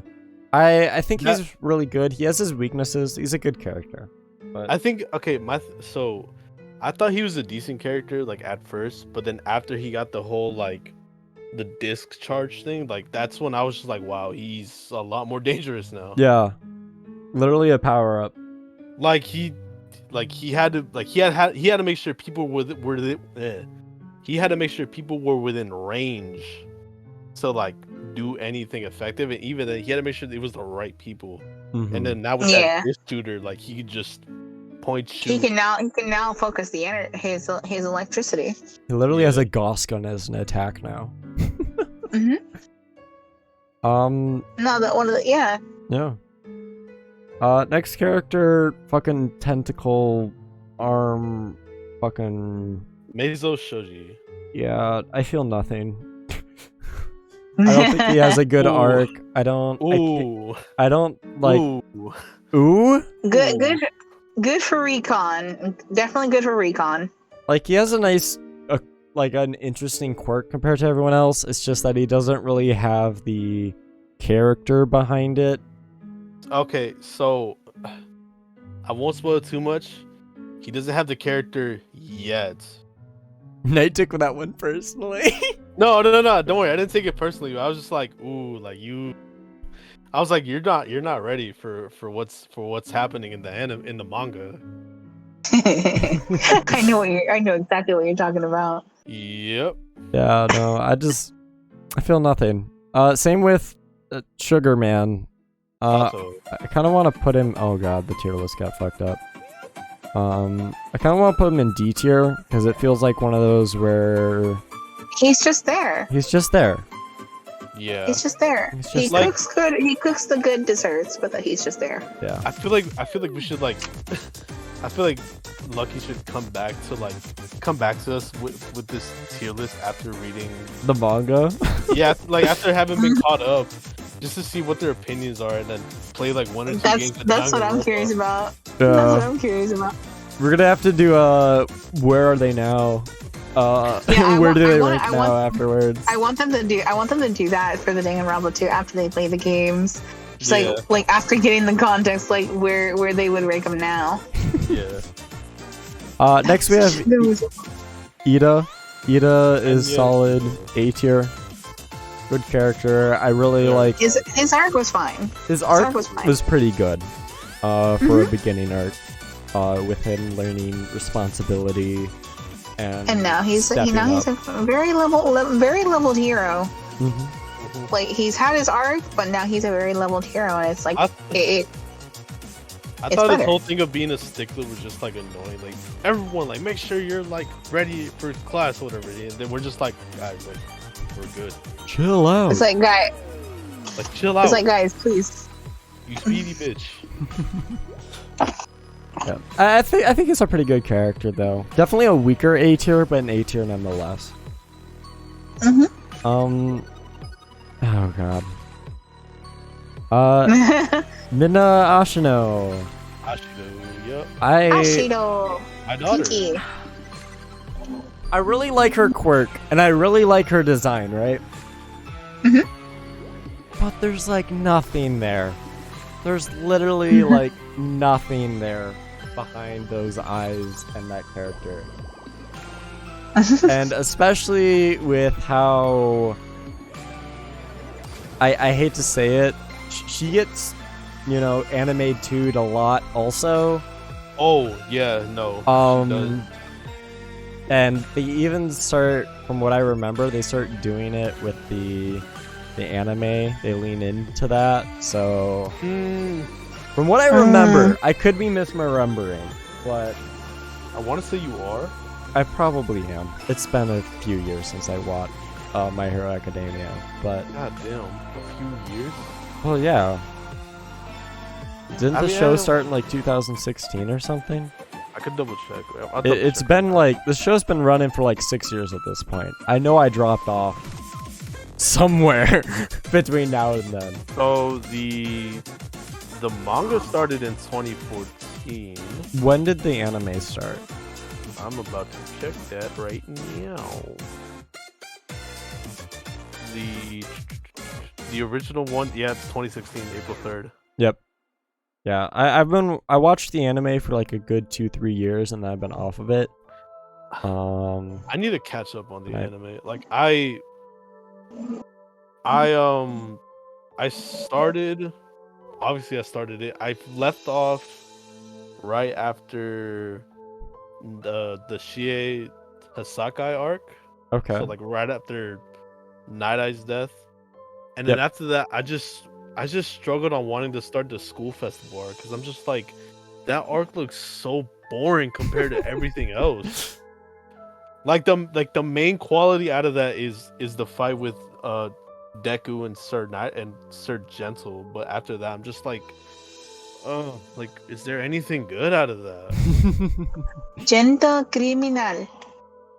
Oh, that's his name, my bad. Oh yeah, that guy. I remember him now. That was a really weird arc. That was a weird arc. I'll It tell you felt right like now. filler. It felt like Yeah. filler. Yeah. It was. It felt. Surprisingly not. I I'm was not just gonna like, argue but that one. why? And then we have last character, Hero I'm Santa. Hatena Shiro. I like his quirk. Hi and Gem are about to go to bed, but they had to know how Bakugo's S tier. Bakugan. That's why. Yep. The reason why Bakugo is S tier is because of Bakugan. I refuse to elaborate. Just straight up, just explain. No. Bakugan. That's the only explanation you're getting. True. Yeah. Yeah, see? You see it. You see it. Yep. Shiro is... Understandable. Thank you. I like his quirk with the whole tape thing. I think that's an interesting quirk that you can do a lot with, but they don't. they don't really do. Well, they do, but not for too long. It's just like a couple shots every now and then. Yeah. So I'm putting him in C tier, kind of there to round out the cast and give. I like his Puntable. costume though. His costume's good. His costume's good. The whole tape thing. He literally looks like a walking tape dispenser, which is amazing. Alright. But yeah, that's your list. I want to list like one or two characters that weren't on here, and then I want to see where you put them. Okay. All right, first one, of course, All Might. Where do you put him? Probably A. Probably A tier. Definitely not S tier. Because it feels like his kind of arc is done. It's a lot more of a look into the twilight years of a hero and trying to mentor. Especially after his fight with All for One. His character's pretty much done after that. At least related to the rest of the cast. In the world, no. He's still, having an impact.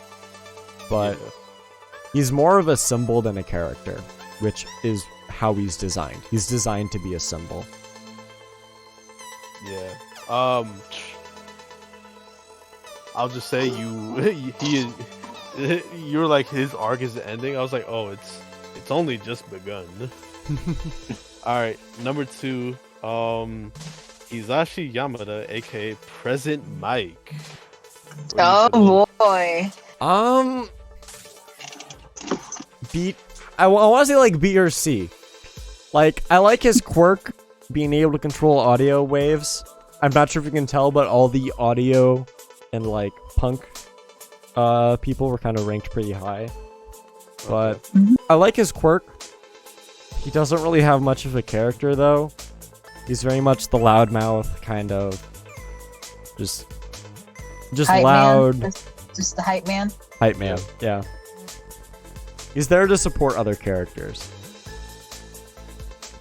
All right, your one last character, Shota Aizawa. Is that a racer? That is a racer. Yeah, Razorhead. Eraserhead, S tier. I S really tier. like his design. I really like his mood, and his relationship and dynamic with the rest of the students is really cool. Both as a mentor and as a hero. I'm so glad you ranked him S, because I would say you rank him anything under A, I'm gonna punch you straight in the jaw.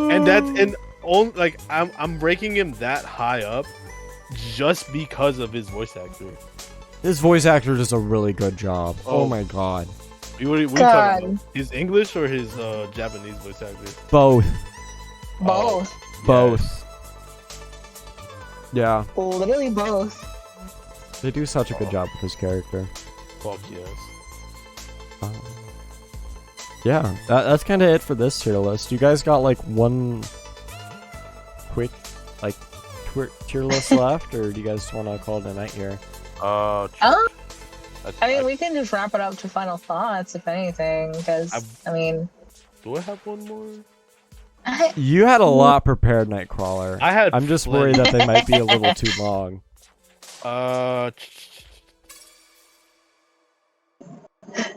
Because the only one I had was just like the 4 season, and that's it.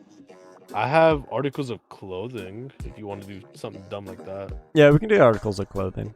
Alright. Articles of clothing, or we can just do like the months from the year. I don't know. Let's do clothing. I feel like I'd have a lot more to say about clothing. I wanted to do I was originally gonna do state flags, but I was just like, no, that'd be way too long. Yeah. 50 of those. Like, if you saw how many we had to go through for Danganronpa, then no. Yeah. I really wanted to. That's like 40. That's like 40 something. I already. think doing FNAF characters would have been fun, but we just don't have the time at this point. So Yeah. We do not, unfortunately. have a good night, SNK. Yeah. No, he's just saying. Oh, He's just calling night. me. Yeah. Oh, night. I get confused when I see night, whether it's like short for Nightcrawler or if they're like saying night, I'm going to Like- bed.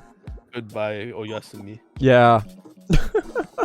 Alright. Oh yes. All right. So Belt. we have belts. Belts, solid A tier. Can't go Um, wrong with a good belt. You can't go wrong with a good belt, especially when you get multiple belts going on. You can get some cool design sort of things. Gotta look professional. I will say, if you spend money on a designer belt, you're stupid. Yeah.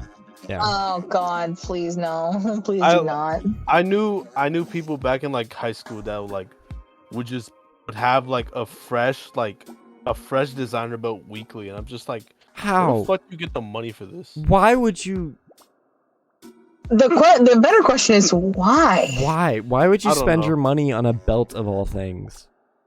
Oh, and then and then prom was just like one big like, oh, look at my belt. I'm just like, cool. Okay. You went to belt high school. Got it. I went to belt high school. Ew. There Ew, probably I'm so is some sorry. like high school named after like something belt. Yeah. Next we got overcoat, kind of like a winter jacket. totally not biased. That's a good A tier. Especially with the puffy jacket, you can get. I think you can do a lot of cool designs like that. Become a puffball. Yeah. How and why have the same answer. People with money do dumb shit. That is true. True. Huh, no wonder US is gonna burn. Hey. Next we have gloves. I'm gonna generalize this to just gloves in general instead of winter gloves. I think that's a B tier. You can do some interesting things with like glove designs and that sort of thing. Usually when you get gloves, you have someone who's either very mechanical, very like works with their hands, or you have someone who's very eccentric and kind of out there with their personality. So I like the duality with gloves. Or cold. Or cold. That too. I'd probably rank them lower only because I'm just kind of like, how often are you actually wearing like gloves like on a daily basis? Like if you're like, I guess say your expertise doesn't require this, like, are you really gonna wear gloves? I don't know, you know, like I live in a literal fucking tundra, Nightcrawler. I get, you know, I have a relationship with gloves that you do not. All right. Okay. That explains why you're the ice type. Yeah. Next we have baseball caps. Or we should generalize it to hats. Just hats in general. Hats is S tier. You can show a lot of personality with what hat you're wearing, how you wear that hat. Hats are an S tier design. Little bit of Nightcrawler lore. I actually own a couple bucket hats. Really? Yeah. Like I wouldn't say like I'm like a big guy. Like I do have a little bit of like, I guess, pudginess to me. Mm-hmm. So I've always been told like, oh, like get a bucket hat, like, cause it won't like, it'll kind of like, it won't make it as noticeable, I guess you could say. Oh. Or like it'll suit you better, yeah. Yeah. Yeah, I just like hats, but how much personality you can show through what kind of headwear you wear. Yeah. It's all fun and games. You see a guy with like a miner hat walking every day, just like, okay. Okay. Yeah. I know what you about. Next we have kind of like an over jacket. Kind of like a Letterman bomber jacket. Jacket, yeah. I'm gonna put it in A tier, kind of the same reason. With the puffy winter jacket, except you can do a lot more with a bomber jacket than you can do with a winter jacket. Or especially if it's like a Letterman. Yeah.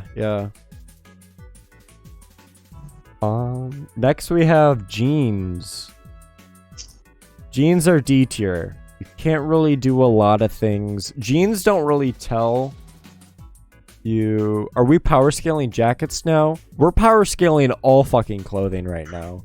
SNK. Jeans are limited. I'll tell you right now, and as someone who is wearing jeans right now. Same. Yeah. Yep. There's not a lot you can tell by a person on whether or not they're wearing jeans. It's kind of like a filler sort of clothing item. I mean, I guess because there's also like different styles. Like you have like bell-bottom jeans, you have straights, you have slims, skinnies. Like you can really boot cut, that kind of stuff. Boot cut, yeah. Mm-hmm. Like it really depends also like on what style of jean. But we're just also referring to like jeans in general. Like depending, like even with all the styles, like jeans in general, there's still not much you can really do. Yeah. Yeah, there's not really.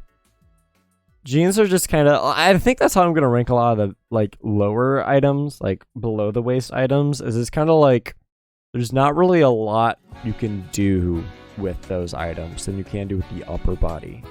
Because people are gonna be looking at your upper body more than they're gonna be looking at your lower body. So it's also one of those things that's just like you can't really build off of what you have for your lower body without having an upper body first. Mm-hmm. Kind of like, I guess, say you change, like you're not gonna put on pants first. You're gonna put on a shirt, Yeah. and then with that shirt, you're gonna try to match what goes what. If you're short like me, people have no choice but to look at my upper body. You're not that short though. I do not know your height, so I will not speak of it. I believe it's 5. I know he's like in the 5-foot range. 5'4", 5'5". SK, you can correct me on that. Leaning short. I wouldn't say short, but leaning short. But look at lower bodies, 5'4". 5'4". Yeah. Yeah, that's was like, leaning wow. short. Yeah. The moment you get past like 5'2", 5'3", that's when you're at like short. That's like confirmed short territory. If you're 5'2" and under, you're no longer short. You're a baby. Next we have pajamas. Kind of C tier. Mainly because you don't really show off your pajamas that often. It's kind of one of those where Only like on rare occurrences, like rare occasions. Yeah. like you wake up late and like it's a day off. You don't want to change. You're just like, all right, I guess I'll wear this the whole day. Yeah, you can have at least a little bit more personality when it comes to pajamas, but it's one of those where they come in sets, so there's not a lot of mixing and matching and styling you can do. It may not seem short, but it's a bitch to find men pants that fits me. Oh, I relate, especially with how tiny my waist is. Yeah. I thought the fucking pajamas were like flannel for a second. I thought it was too, but no, you can see there's like pants behind the shirt. Yeah. I was gonna say, yeah, if this were flannel, cause would definitely be like S tier.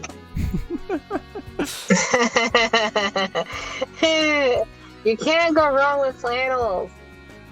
I don't know. Like, I don't... Well, it's hard to. Like, Fight me.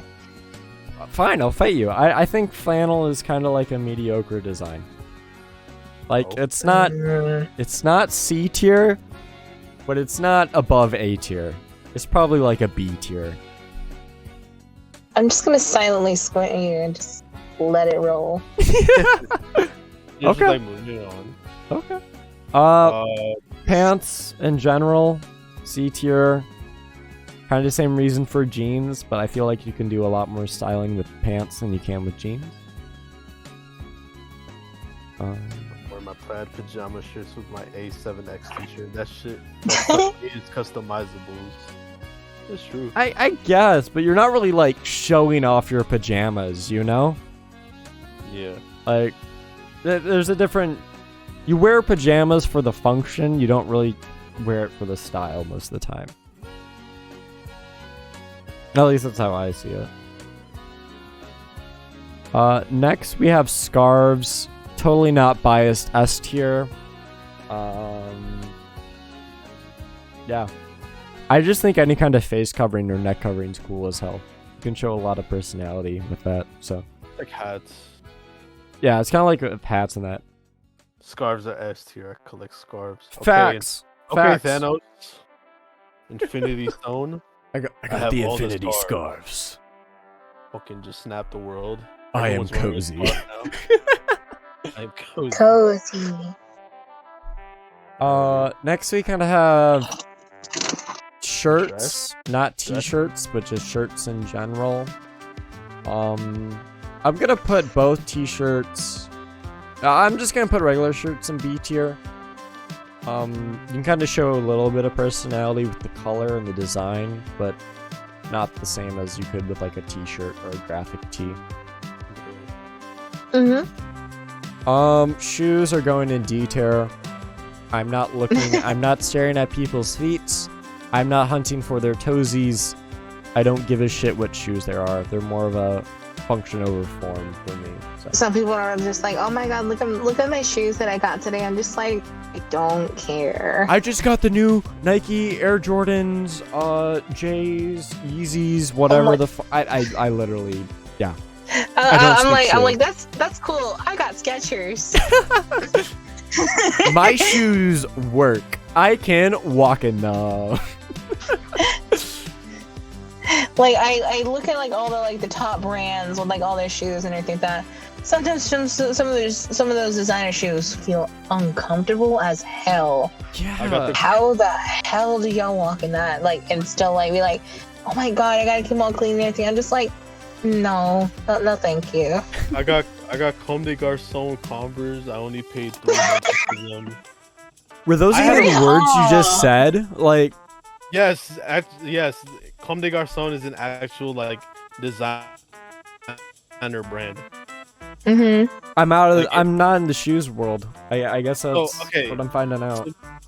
Think Converse, but with like a stupid ass heart in the middle of it. I don't know what the Converse is. You don't know. You don't know. I don't shoe. Hold I don't on, like hold speak on. shoes. I'll hold on. You got what? You got what they Garçon? I said comb, like comb. Yeah, that's a shoe. That is a shoe, Cosmic. That is. Yeah, that's a shoe.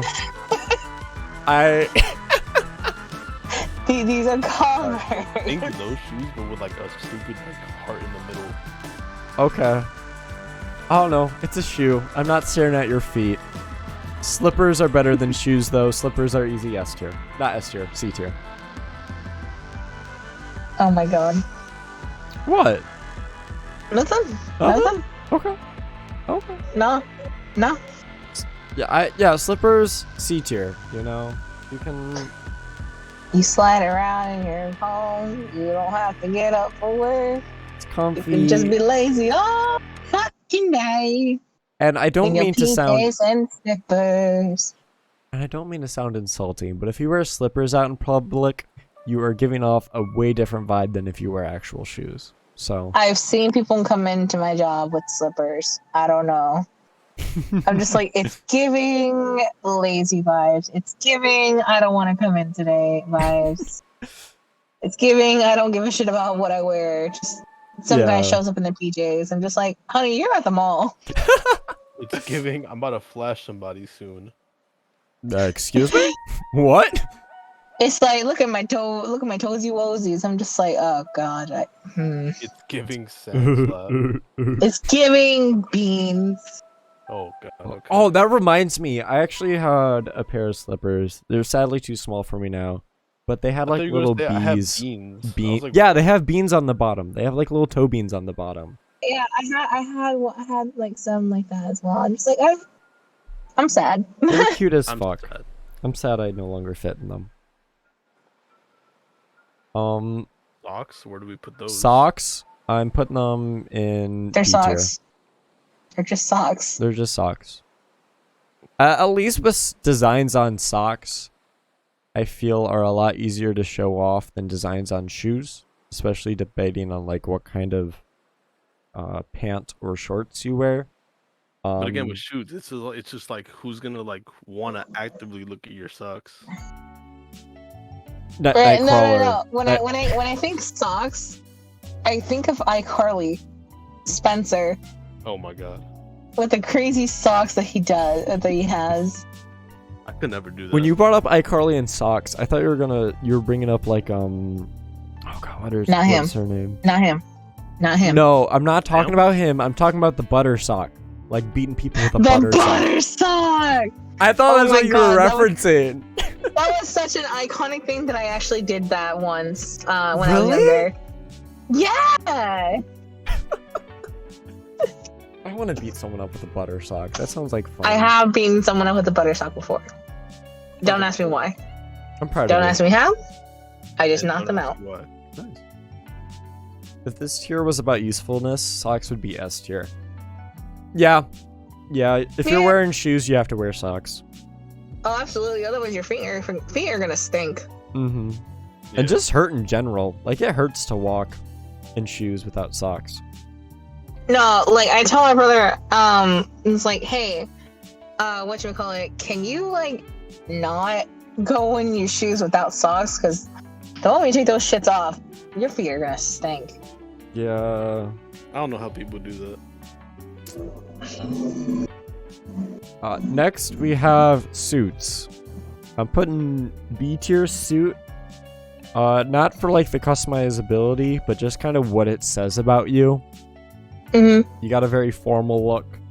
You Yeah. hold yourself in a high regard, professional, that sort of thing. People that wear suits every day, though, I'm just like, is the cleaners expensive? What the fuck? Like, do you get a discount at some point? Well, with suits, you don't have to like wash them each time you wear them. You can like wear them a few times before you have to wash them. I mean, you Yeah. wouldn't wash it though. You would just take it to the cleaners. Washing, taking to the cleaner, it's the same thing, you know. Okay. Same. It's like pretty much you can wear the suit for like a couple days. Like it'll still look like pretty brand new as long as you take really good care of it. Mhm. But then after that, after a couple days, you will need to take it to the cleaners. Yeah. Yeah. Next, we have pullover jackets. And I'm putting Hoodies. those in B tier. I love hoodies. Hoodies are I- amazing. My entire like at least like a good third of my wardrobe has a bunch of hoodies, and mom's like, "Why do you have so many hoodies?" I'm just like, I don't know. I wear Is wearing a hoodie at the same time. I wear a zip up hoodie as like a I love zip up cornerstone hoodies. design. Mm. If zip up hoodies were on this list, it'd easily be like an A or an S tier. Oh my god, I had like this sort of like zip up hoodie I wouldn't always wear in middle school, and like everyone would be like, "It's like you really like that zip up hoodie." I'm just like, mm-hmm. I used to be a zipper up kind of hoodie guy, and then I'm just like, I started wearing more pullovers. I'm like, I rock with this more. See, zip up hoodies, you're able to wear a t-shirt underneath, and you're able to like have a lot more. You're able to say a lot more about what you wear with a zip up than you can with a pullover, because pullover is covering whatever you're wearing underneath. So Yeah. Me over here who has like a zip up hoodie like dedicated after like Mimikyu. Thanks to Tim, because Tim actually got it for my birthday. oh, that's sweet. So yeah, so now I treasure it. It is mine, and no one is touching it. Understandable. I keep getting McDonald's ads, and now I want McDonald's, but it's 5 a.m. and I don't live near any McDonald's. McDonald's is 5 mid. a.m. Yeah, they live in or he lives in Ireland. Oh, Yeah, we got some international viewers Got a couple international. well, shit. Hi. across the pond, sort of deal. Across the pond. Alrighty. Oh my god. T-shirts, S tier. Purely You because can do all sorts of designs like with t-shirts. yeah, literally. Slap on a Supreme logo on it. Bam, design. Oh god, Supreme t-shirts were so stupid. I feel kind of bad. That's the first thing that you jump to when it came to t-shirts. But you're right. It does say a lot if you're wearing a Supreme logo on your t-shirt. You. Nah, for me, it's like you can be goofy with all the designs. Oh my god. I got so many Amori t-shirts. It's not even funny. Like, it's to the point where if I buy like one or two more Amori shirts, I would have like, I could go a full week wearing nothing but Amori merch. It's that bad. I'm looking at my t-shirts right now. Mine's just a bunch of like nerd shit. I look at my t-shirts. I look at my t-shirts when I am in my closet. I'm just like, yeah, these are some choices. Like, okay, I have a couple like work t-shirts. I have anime t-shirts, friendlock. I need to Yeah, go like- get more. I need to get more designs. I swear to I have God. a Kirby one. It's pretty dope.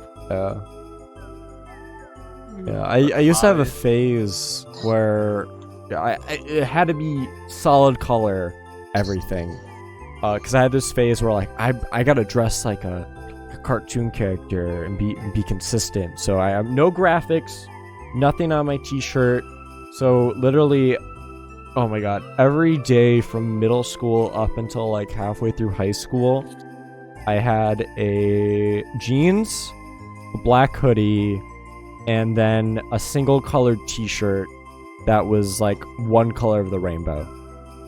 So I had a phase. Oh my god, I am not proud of my fashion in those days. You know that's fair. We've all had those phases. It's slightly better now. I at least have some color and some graphics in my outfits now, but it's still very similar with like jeans, zip-up hoodie, and then a t-shirt, and that's it. That's kind of like my design, but I usually wear like some of my zip hoodies around my waist because I think I look cool like that. I don't know. Fair enough. It's just kind of my style. Same thing with flannels. It's kind of what I work with like a t-shirt and like some jeans. Mhm. And then just kind of like have like my hair and kind of like fixed up a little bit, and that's it. Lucky has now rejected all colors except blue. You joke, but the hoodie, the zip-up hoodie I have now is no longer black. It's navy blue. So Oh my god. improvements. It's no longer emo color. It is just dark color now.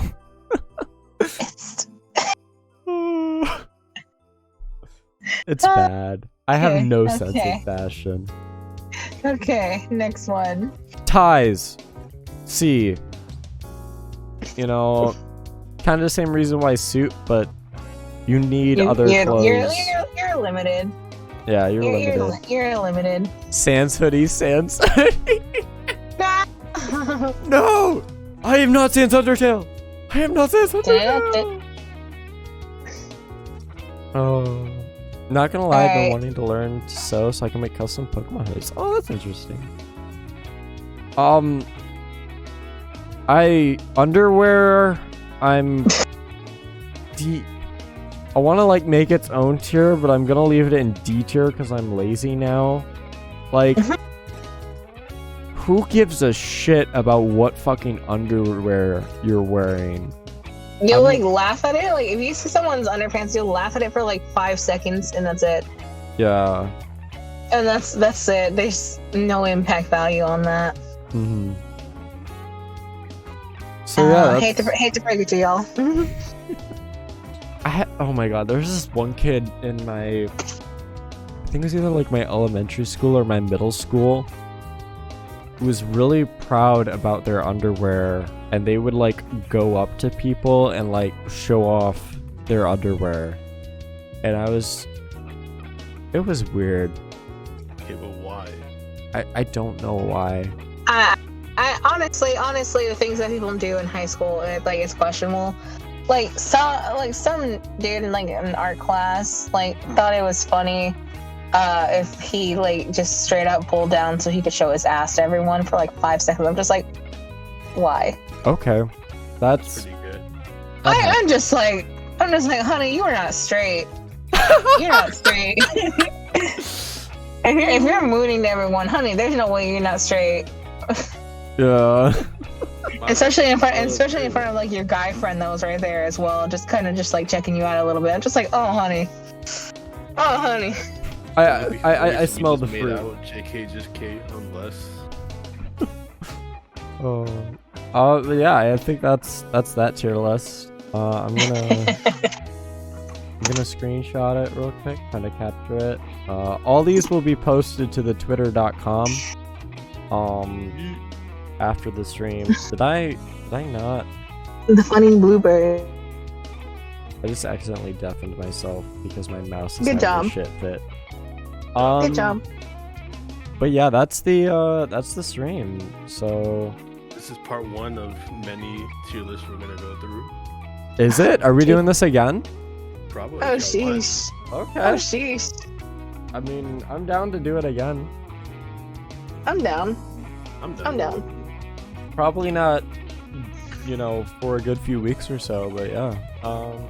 Yeah. It's gonna be like every now and then, but Every month. Every month. Maybe not every month, but we could do something. Maybe like that, not. Yeah. we'll see. We'll see. Do you We're guys done. have any last remarks before I do my little closing stuff?